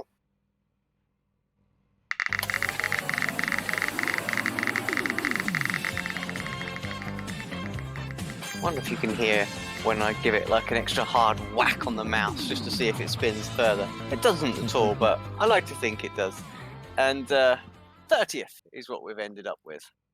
So 30th position, that means it's basically a full -1. So Adam McNally will not be on reverse grid pole. He was the last Joe eligible. It'll instead be Cesar Russo. He was running pretty high up in the early stages, had a crash, but silver linings in that. He'll be on pole position for race 4. Craig Jones will be on the front row. Rob Graham and Martin Sampson will be on the second row of the grid. So, will be another fun race for, I'm sure. And, we'll go through a few of the crashes that perhaps we missed, Alex. Yeah, I think we caught quite a few of them that time, I have to say. Let's have a look. Andy Maxwell getting involved in something.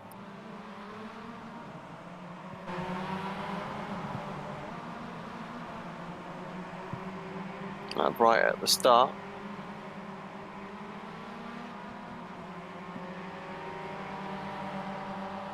I think a lot of people checked up, didn't they, at the start as well, actually. So, yeah, I'm not sure what that's all about. Didn't look like an issue for me. What happened to McRitchie then? A bit later on in the opening lap. Straight away on the chicane. Oh, bang. You can win races, but and then gets absolutely clobbered. You're right. That's how his team got involved in his teammate. Nothing they could do there at all. So that was unfortunate. Adam McNally going into the final corner. What's going to happen here? Oh, Bosch, and then into the wall.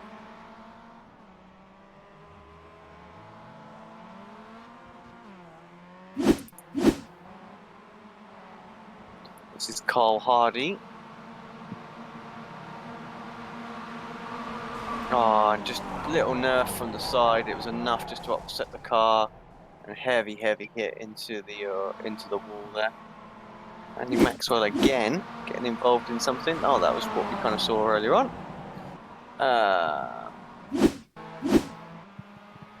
Paul McNally is involved in something more. Sideways moment there. Car's obviously in a lot of trouble. One other drift and away. Adam Delmont, I think we saw this one, didn't we, Sam? Delmont's crash. This is the one where he absolutely fires it across the oh, jeez. He actually hit the black tire wall. He didn't even hit the blue sausage Kirby. It was just that aggressive. So yeah, I think you missed that one. Delmont. Here's Jack Ashton. What happened to Jack Ashton as well? This is possibly something with Rafe colouring. Don't know. There's a lot of drivers involved in it all at the same time. No, just a checkup, really. That's all that was. Nothing too major. Steve Cooley, what happened to you, Steve? On his own, pretty much sure he's got damage already, so it's just going to be a case of losing it with a damaged car. Absolutely that. Josh Rayfield. A lot of individual ones. Oh, it's car, bang. Yeah, nothing you could do there, Rayfield. So the car lost it already. Kip Stephen, Giles Kellyman, possibly involved in this one. This was Rizzo, exactly that. Like Rizzo just got a little sideways, and then yeah, Kip Kellyman just had nowhere to go. Oh, a few more guys just decided to plow into that one as well. A bit later on, this is Rob Graham. This is where he set one up the inside. Just a fraction too much speed. Had to lean on. I can't think who it was at the time. It was Sebula, wasn't it? Couldn't quite keep the car under control.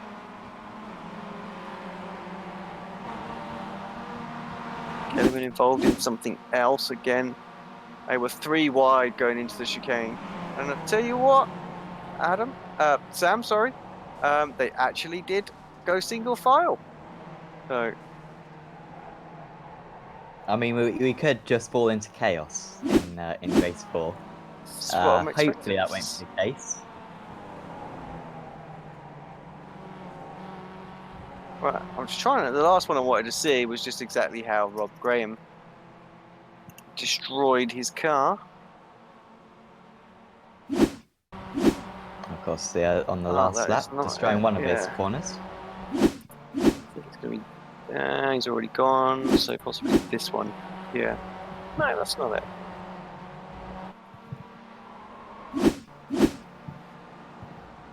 Yeah, the car's already toast at that point.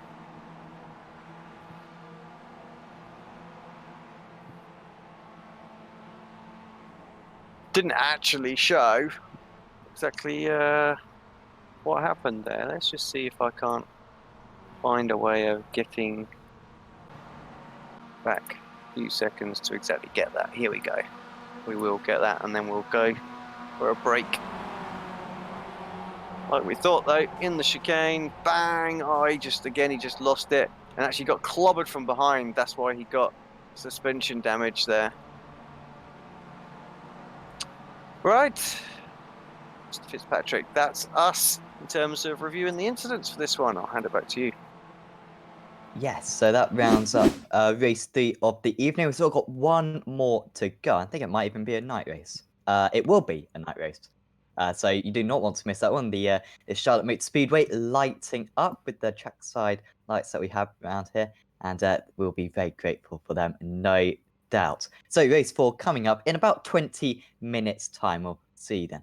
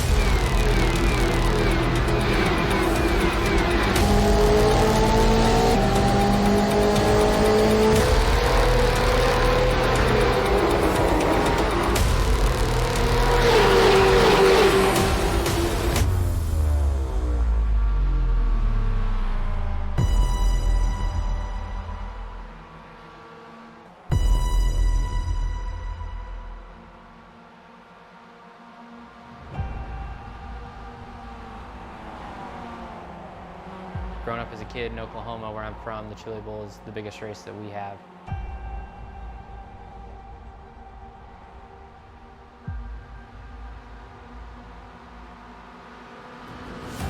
The Chili Bowl has kind of been my favorite race of the year.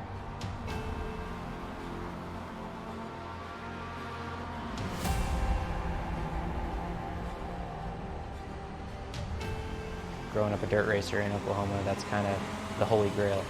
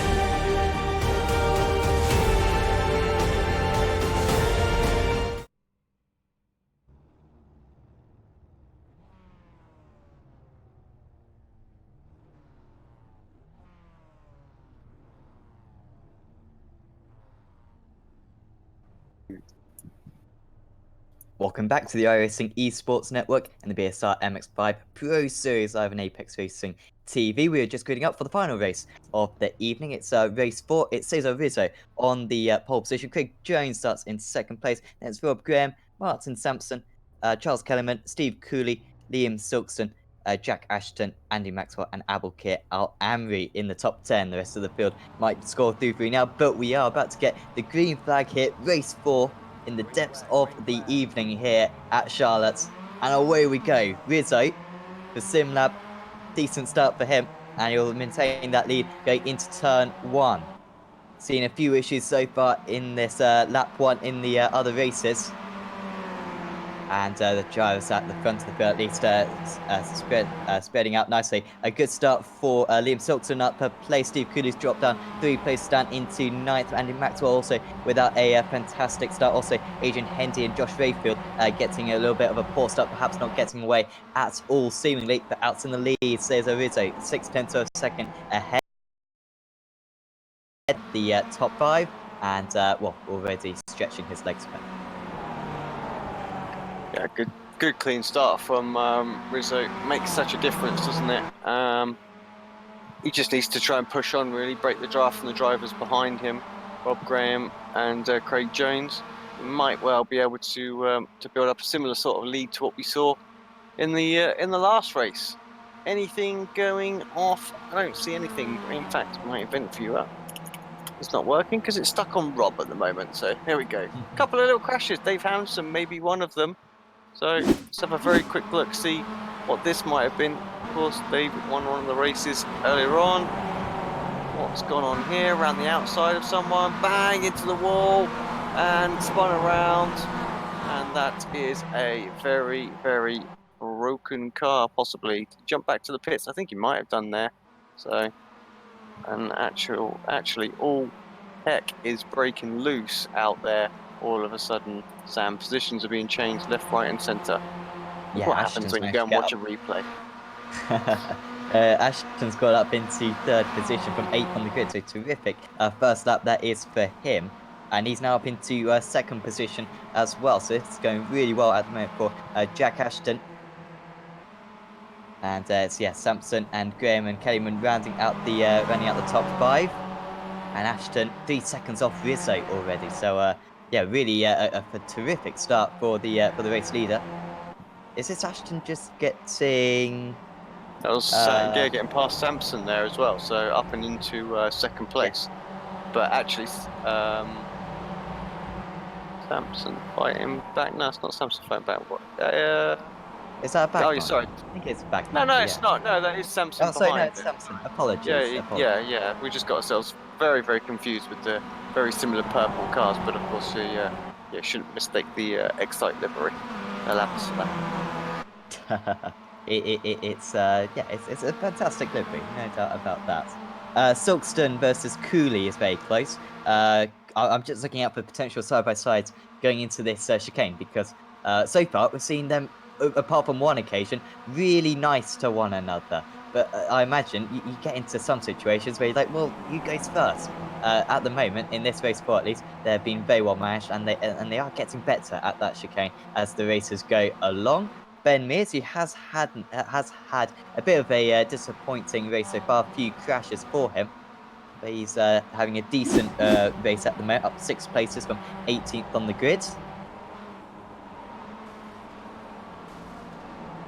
And that is Jason Cooper just getting nudged wide there as well by Charles Kellerman, I think it was.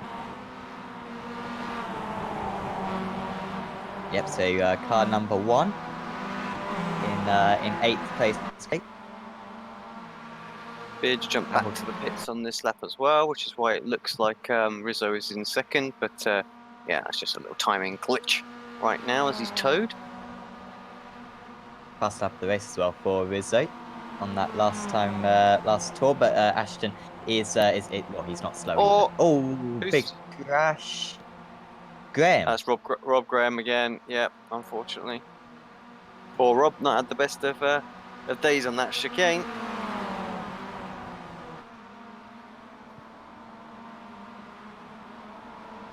Really nice momentum there for Cooper. So he's now up into 5th place with the issues for Graham. Cooper really had a good chance at turn 1, but they're kind of going, you go first. No, you go first instead. They were very tentative, at least on the brakes there.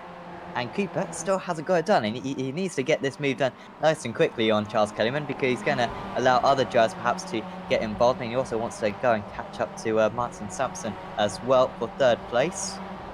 Why for one of the Automet cars just in the background. I think that was maybe Ben Mears once again. That was Al Amri really sort of sending it in there, trying to follow Cooper through on Kellyman, but just couldn't quite get enough of an overlap. Actually, it was fortunate because I think it might have come together if that was the case. Rizzo and Ashton separated by 1/10 of a second. Ashton dropping a little bit back, isn't he, on turn in, but still relatively close. I think it's sensible. Rizzo come under the pressure, and I'm afraid couldn't handle it. Rizzo, you had every opportunity there, mate, for a nice, good, solid result after what was a bit of unfortunateness on the previous race. But yeah, and that was good driving from Ashton. Didn't actually put Rizzo under pressure though. He wasn't looking at going through. He dropped back because he wanted to just make sure he could see. And yeah, unfortunate. Sebula also having an incident on this lap and lost himself a whole bunch of places. Almost, carbon copy. You see that, don't they? They get caught on that big curb, and then obviously we've got other drivers having to take some evasive action. And yeah, not managing to do it as well. So a few cars out there. Yeah, one of the Automet cars, I think, was involved in that one. I don't think it was Mears. We were just watching a little bit in the background there, going side by side with Cooley, with Kellyman just ahead of them. Kellyman's done pretty well from the first grids, I'd say, but he's kept it on the lead lap. That's the most important thing for Charles Kellyman, so he's certainly deserved them. Now, good run this for Mears. Inside, outside, or just stay in line. I think he's going to have to lift out of this one. No, he's going to go all the way around the outside. Mears gets his nose ahead. This is going to be a brave move into the chicane, but no, he does well to back out of it. Somehow neither of them absolutely clobbered the curves. They seem to be a little bit out of line, but they did well. And Cooley and McCann kind of getting caught up themselves just behind. Gives these two a bit of a gap. Here comes Mears once again. Has had a couple of crashes so far as Mears, but this time 3, and it was a little bit of a 4-wheel drift, but up into the top 5 and up 13 places. Really good drive so far for car number 13. He's had a few incidents tonight, hasn't he? He needs to stay clean for the rest of this one. He'll have a good result. That's a podium in class now, so let's hope for the best. The front really has spread apart a little bit, so yeah, Steve Cooley, this is where it sort of gets a little bit close. Got the gaggle behind with McCarran, Joe McDonald, Rafe Cullinan, Silkstone there. And then there's a few second gap again. Just bring that up on the map as well so you get a good idea. See what I mean by that little group, that couple of second gap, and then there's another little cluster. Bit of an off track there for Kellyman. Just taking a slight excursion onto the grass, and it's invited a few other drivers into this one now. So yeah, Kellyman, McKeown, Cooley, McDonald, Cullinan. Also Silkston just a little bit detached from these guys.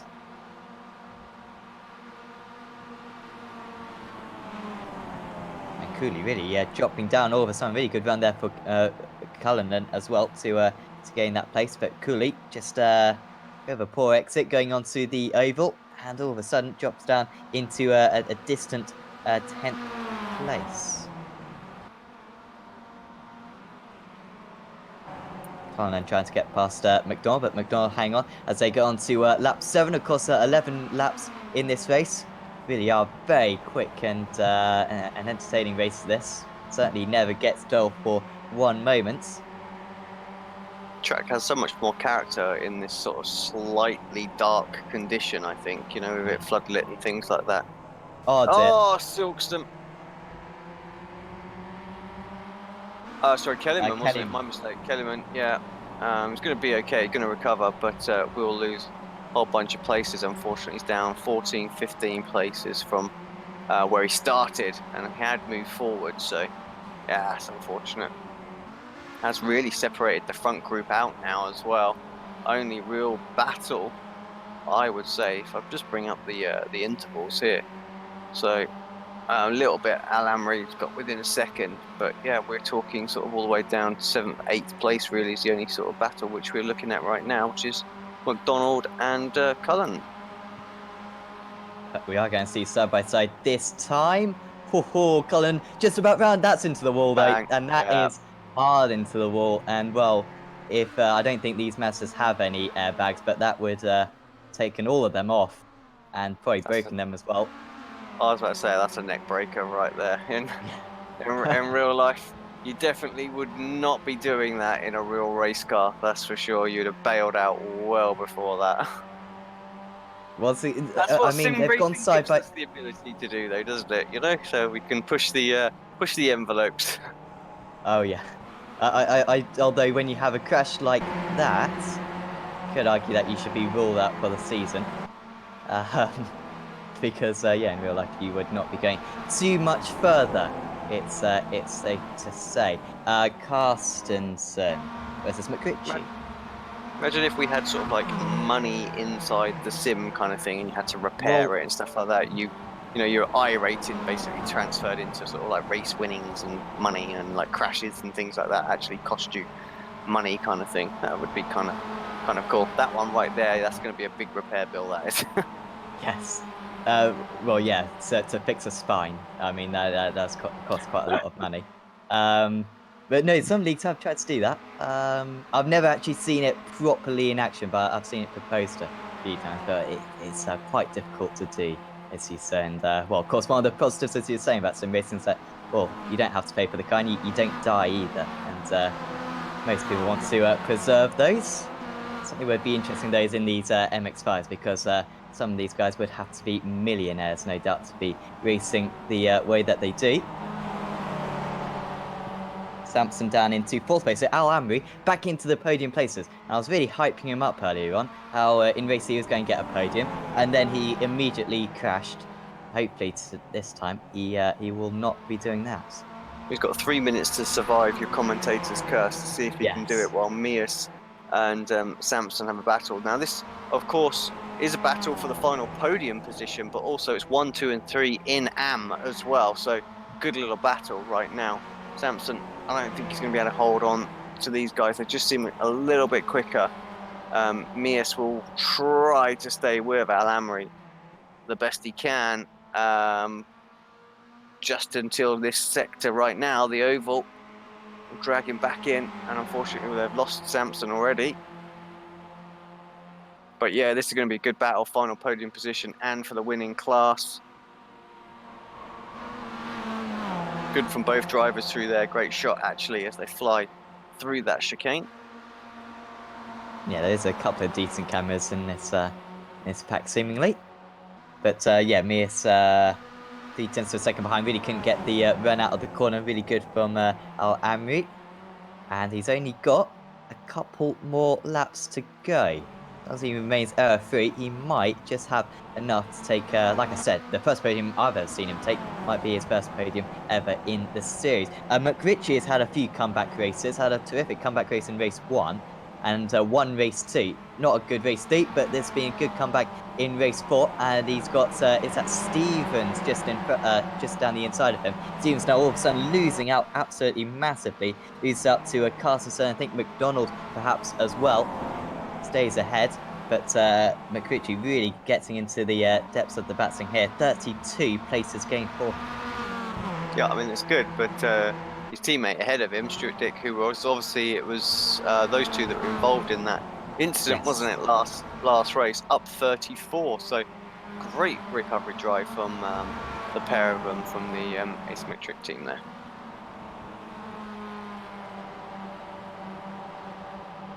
I'm going to stay with this just for a moment, but I am going to have to cut away, I think, and take a little look at what is going on in that battle.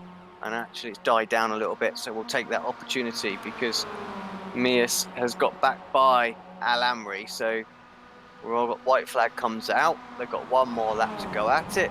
Can Al Amri get himself back in to that winning spot and the overall podium position?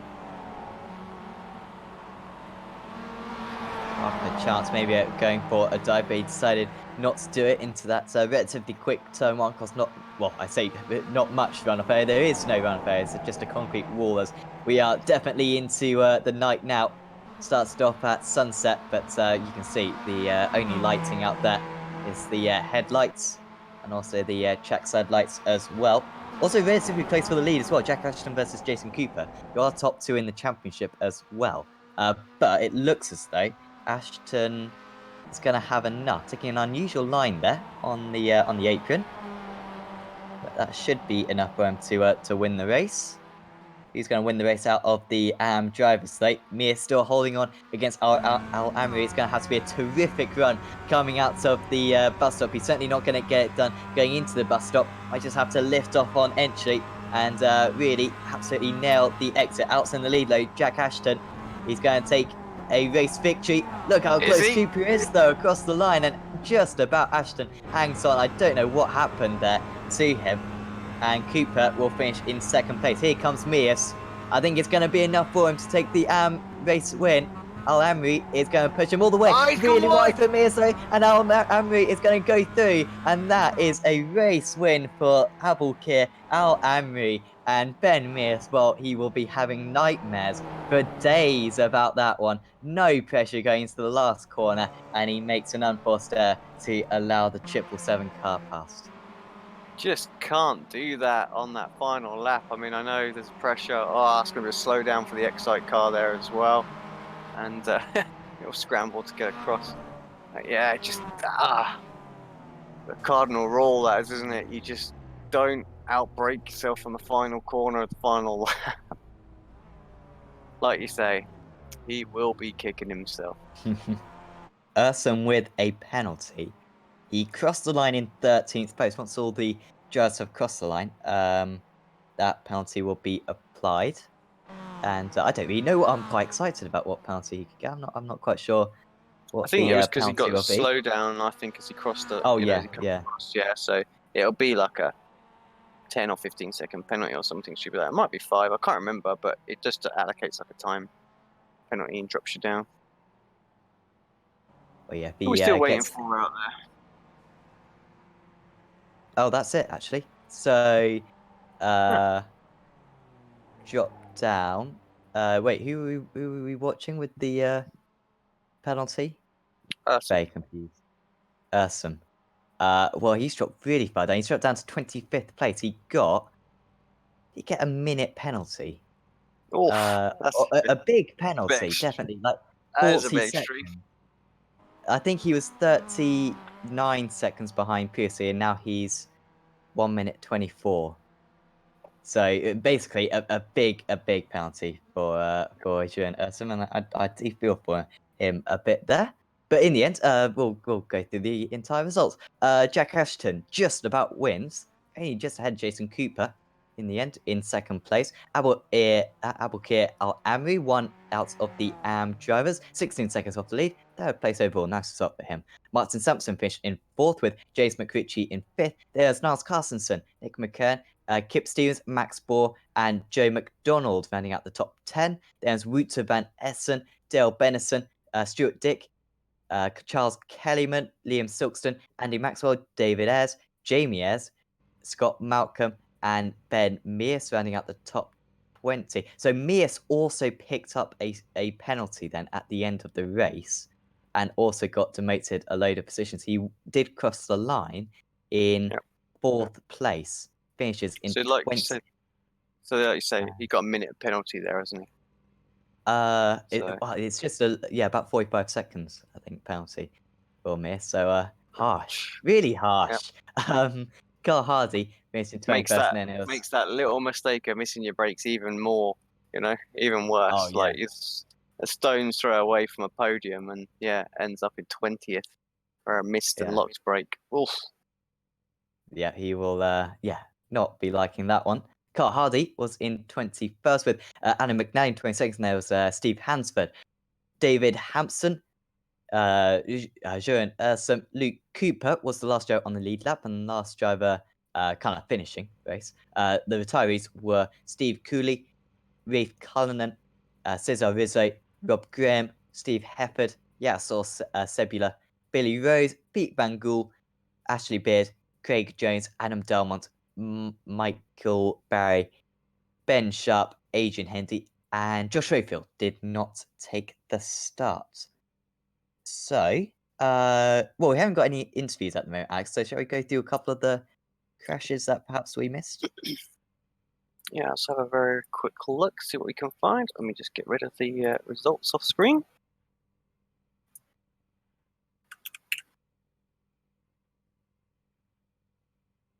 This one quite late on here from Stuart Dick. What happened here? Oh, he's just on the outside and gets himself turned. Is he going to get collected? Yes, he is. Kip Stevens just grabs him. McNally again involved in something. I think car's already toast by the looks of it. Oh, well, that will just finish it off. That's for sure. Obviously having some issue. Is this the final lap one? No, this isn't. This is previous lap, isn't it? Yep. So it just has to check up so massively. I've got a lot of Steve Hefford crashes all in the same area. So that is, yes, a very, very damaged car. So where did that start from Hefford then? Trying to find the first one. I mean, he's gone a long way. Yeah, I've got a mountain of them. I don't know if we're ever going to find that one. It could be this one.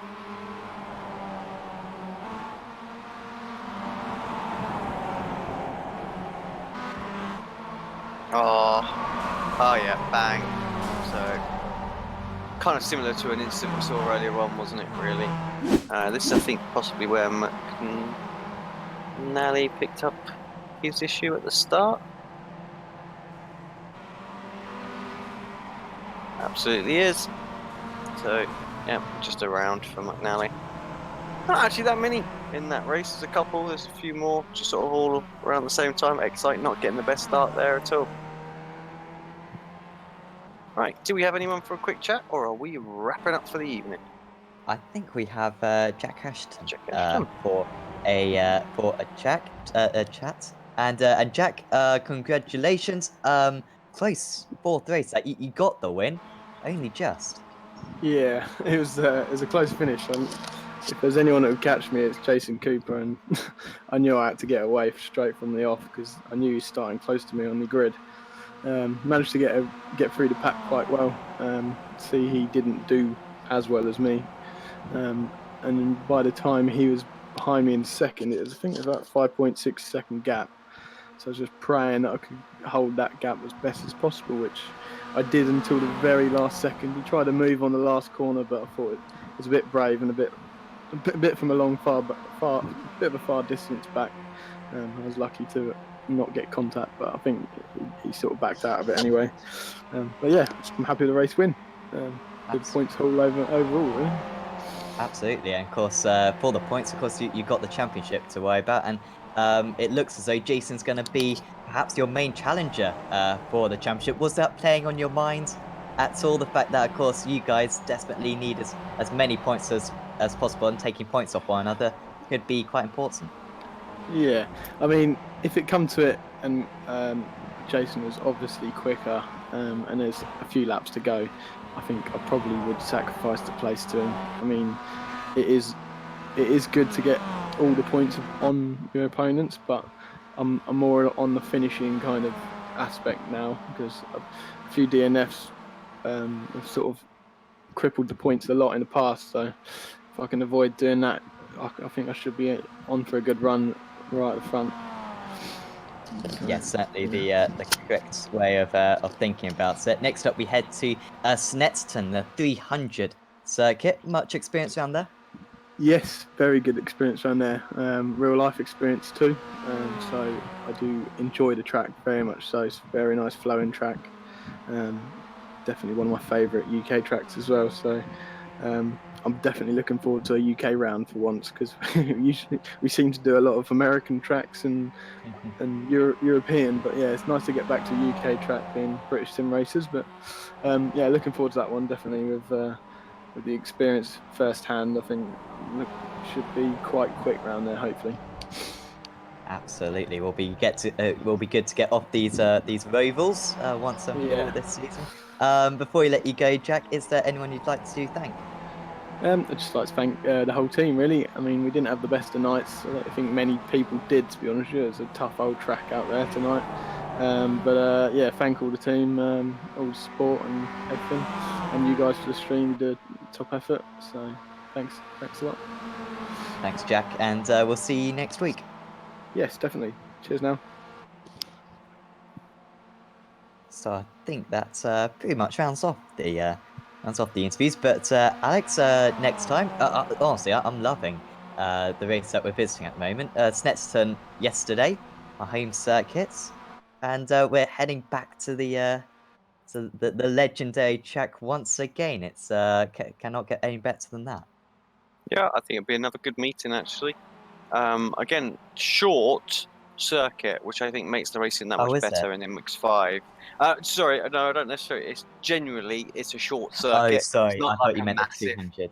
Yeah, Yeah. yeah, yeah. It's not like some of the massive ones that we go to where they can just get a slipstream from 3-4 tenths of a second back and be 4 tenths of a second in front of them by the time they turn into the corner or hit the brakes. So I much prefer seeing it when the guys actually have to outbrake them each other. So yeah, I think that'll be a good one. I'll be tuning in and watching from the sidelines as Tyler will be back. Yes, if everything goes according to plan. But no, certainly, well, I'll certainly try to be back for next. I'm not going to miss Snetterton for anything, I'm sure. That'll be with you next week. Of course, I'd like this video if you wouldn't mind, and also subscribe to the iRacing Esports Network. Some fantastic series from dirt racing to rallycross, prototypes, GTs, single seaters, all sorts on the iRacing Esports Network. So certainly do recommend giving them a subscribe. And also, if you wouldn't mind, check out our YouTube channel, Apex Racing TV, and also check out our Twitch channel as well, and also our Facebook page as well. We'd super appreciate that one. So, from me and from Alex as well, we will say goodbye and we'll see you next time. Toodles.